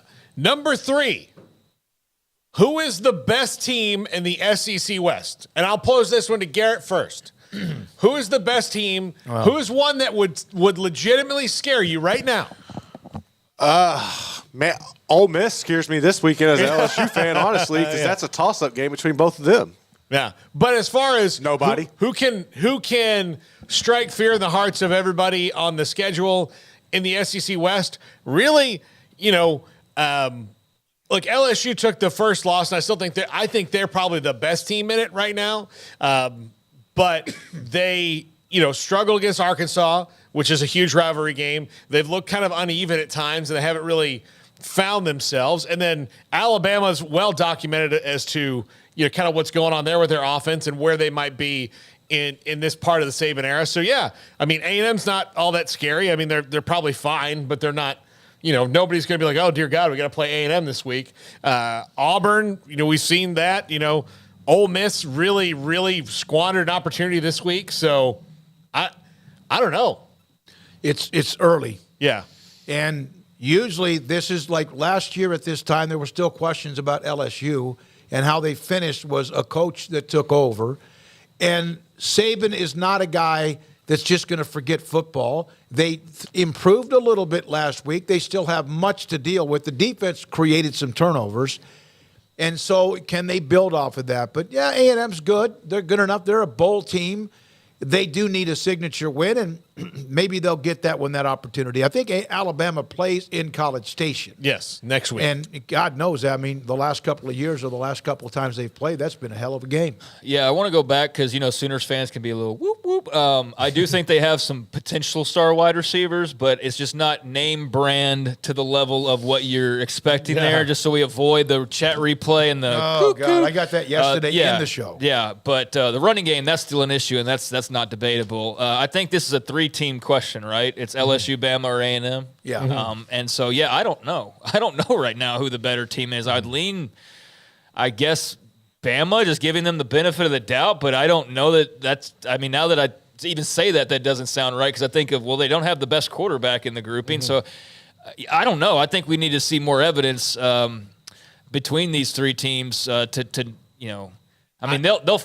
we're going to see at the end, but I still need to see a little bit more from all 3 to make a determination on who's the best of the 3. And I'll say this, they don't have a team that's terrifying like they have in the past. No. Where sometimes they've had 2 or 3 at the same time where you're like, even like Alabama, Ole Miss, LSU all in the same year. You're like, look, I know that Ole Miss is the 3rd, but I sure as hell don't want to play them. Right. Like, I don't think they have that right now. They're not intimidating in the way that they're used to being. I'll tell you what I saw from Alabama is I saw a team that created turnovers. Now, again, Ole Miss's offense is usually pretty productive, but I did see some plays from Alabama that I didn't see at all against Texas, and probably because it was Texas at the time. But I did see some disruption.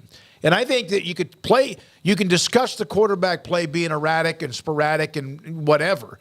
But to me, what was stunning about the game with Texas was the defense didn't make plays. Yeah. And I saw them do that when they played Ole Miss. Not as much firepower as UT, but I saw some of those plays you expect to see from Alabama's defense. Yeah, I think that's how they're going to win games. It's going to be winning with defense, getting turnovers, making big plays on that side, and then controlling the football. It's not going to be, the occasional explosive from Milroe, but it's not going to be the greatest show on turf with Amari Cooper running free and like 5 stars everywhere. That's just not who they are anymore. They don't have the big NFL, as of right now, top 5 quarterback pick or first rounder. They don't have a lot of those stacked up like they have in past years where it's like half an NFL roster. Now, it may turn into that in a couple of years, but right now it's just not as formidable as it has been. So, yeah, they're going to play good defense, and they're going to win more low-scoring games, and they're going to win, shootouts. Yep. Number 2, can Penn State end the Michigan-Ohio State hold on the Big Ten? Because what they did to Iowa, and look, I know it's Iowa, and the joke is kind of over about their their offense. I mean, it's even beyond that now. It's tragic. You called it malpractice, Craig. I think that's true. But to shut out a team like Iowa and hold them to 61 yards of offense while still having an offensive performance like that, being dominant in all phases of the game, kind of shows me that James Franklin might finally have a team that can contend all the way late in the year. He's had really good teams, but he's not had a great one. He might be in it right now. He might be in his bag, so to speak. Well, you need to be with Michigan and Ohio State as part of your problem. Yeah. Yeah, I mean, I think Ohio State obviously has some weaknesses.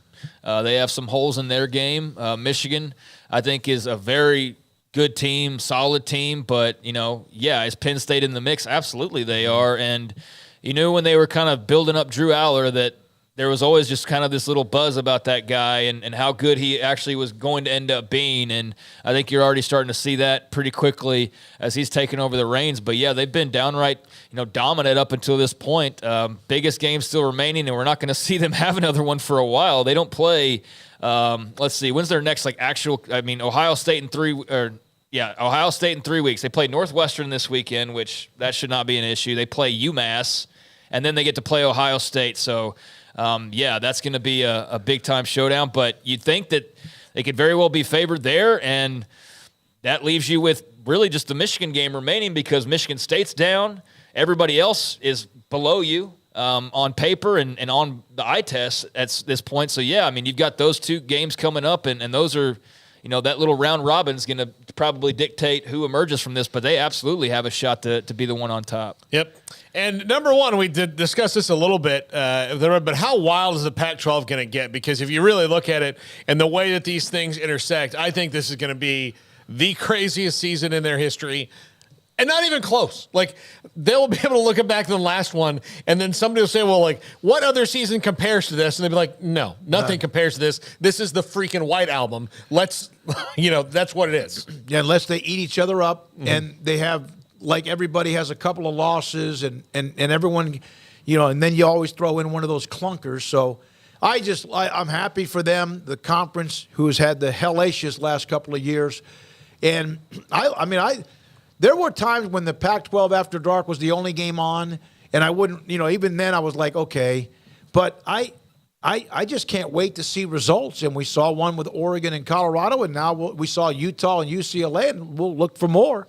It's going to be a great conference week in and week out. Yeah, they're going to beat up on each other. And going back to what you said about the malpractice, Paul, I think that the most impressive thing about Penn State is, not obviously holding Iowa to 0 points, but it's being able to put 31 up on that defense. That's just not a lot of teams do that against that team. So they are for real. But, yeah, the Pac-12 is as wild as you can imagine. It feels like, it's been wild so far, and now we're going to actually get those teams crossing over even more every single week. So, yeah, it's going to be awesome to see who emerges, if anybody can, unscathed or relatively unscathed, because you could wind up with a bunch of 2-loss teams at the top of the standings. Yeah. So, that's what it's shaping up to be. And if somebody does get out on the other side and only has one loss, then that's going to be a pretty good football team that's going to the college football playoff. When you have those kind of quarterbacks, those specific quarterbacks, 5, 6 deep or so, man, it's just going to be fun to see who's the one at the end. Unlike their TV deal, this is actually living up to the hype. Yeah. Let me throw this out about Iowa. I said this on Triple Option earlier.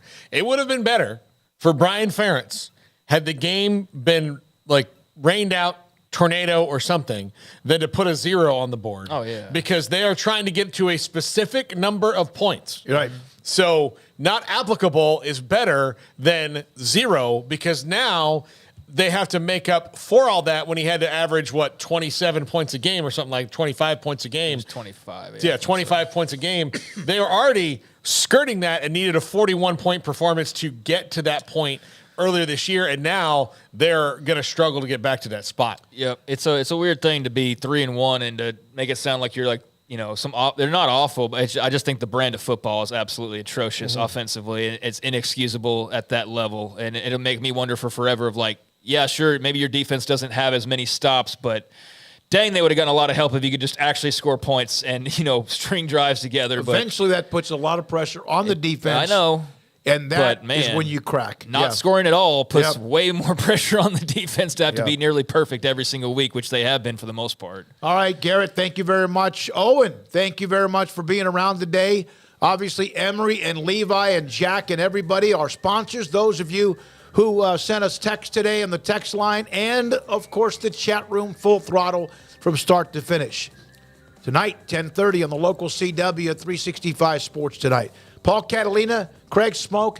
I'm David Smoak. Back at it again tomorrow at 3 o'clock with Triple Option at 1. And this is 365 Sports. Good night.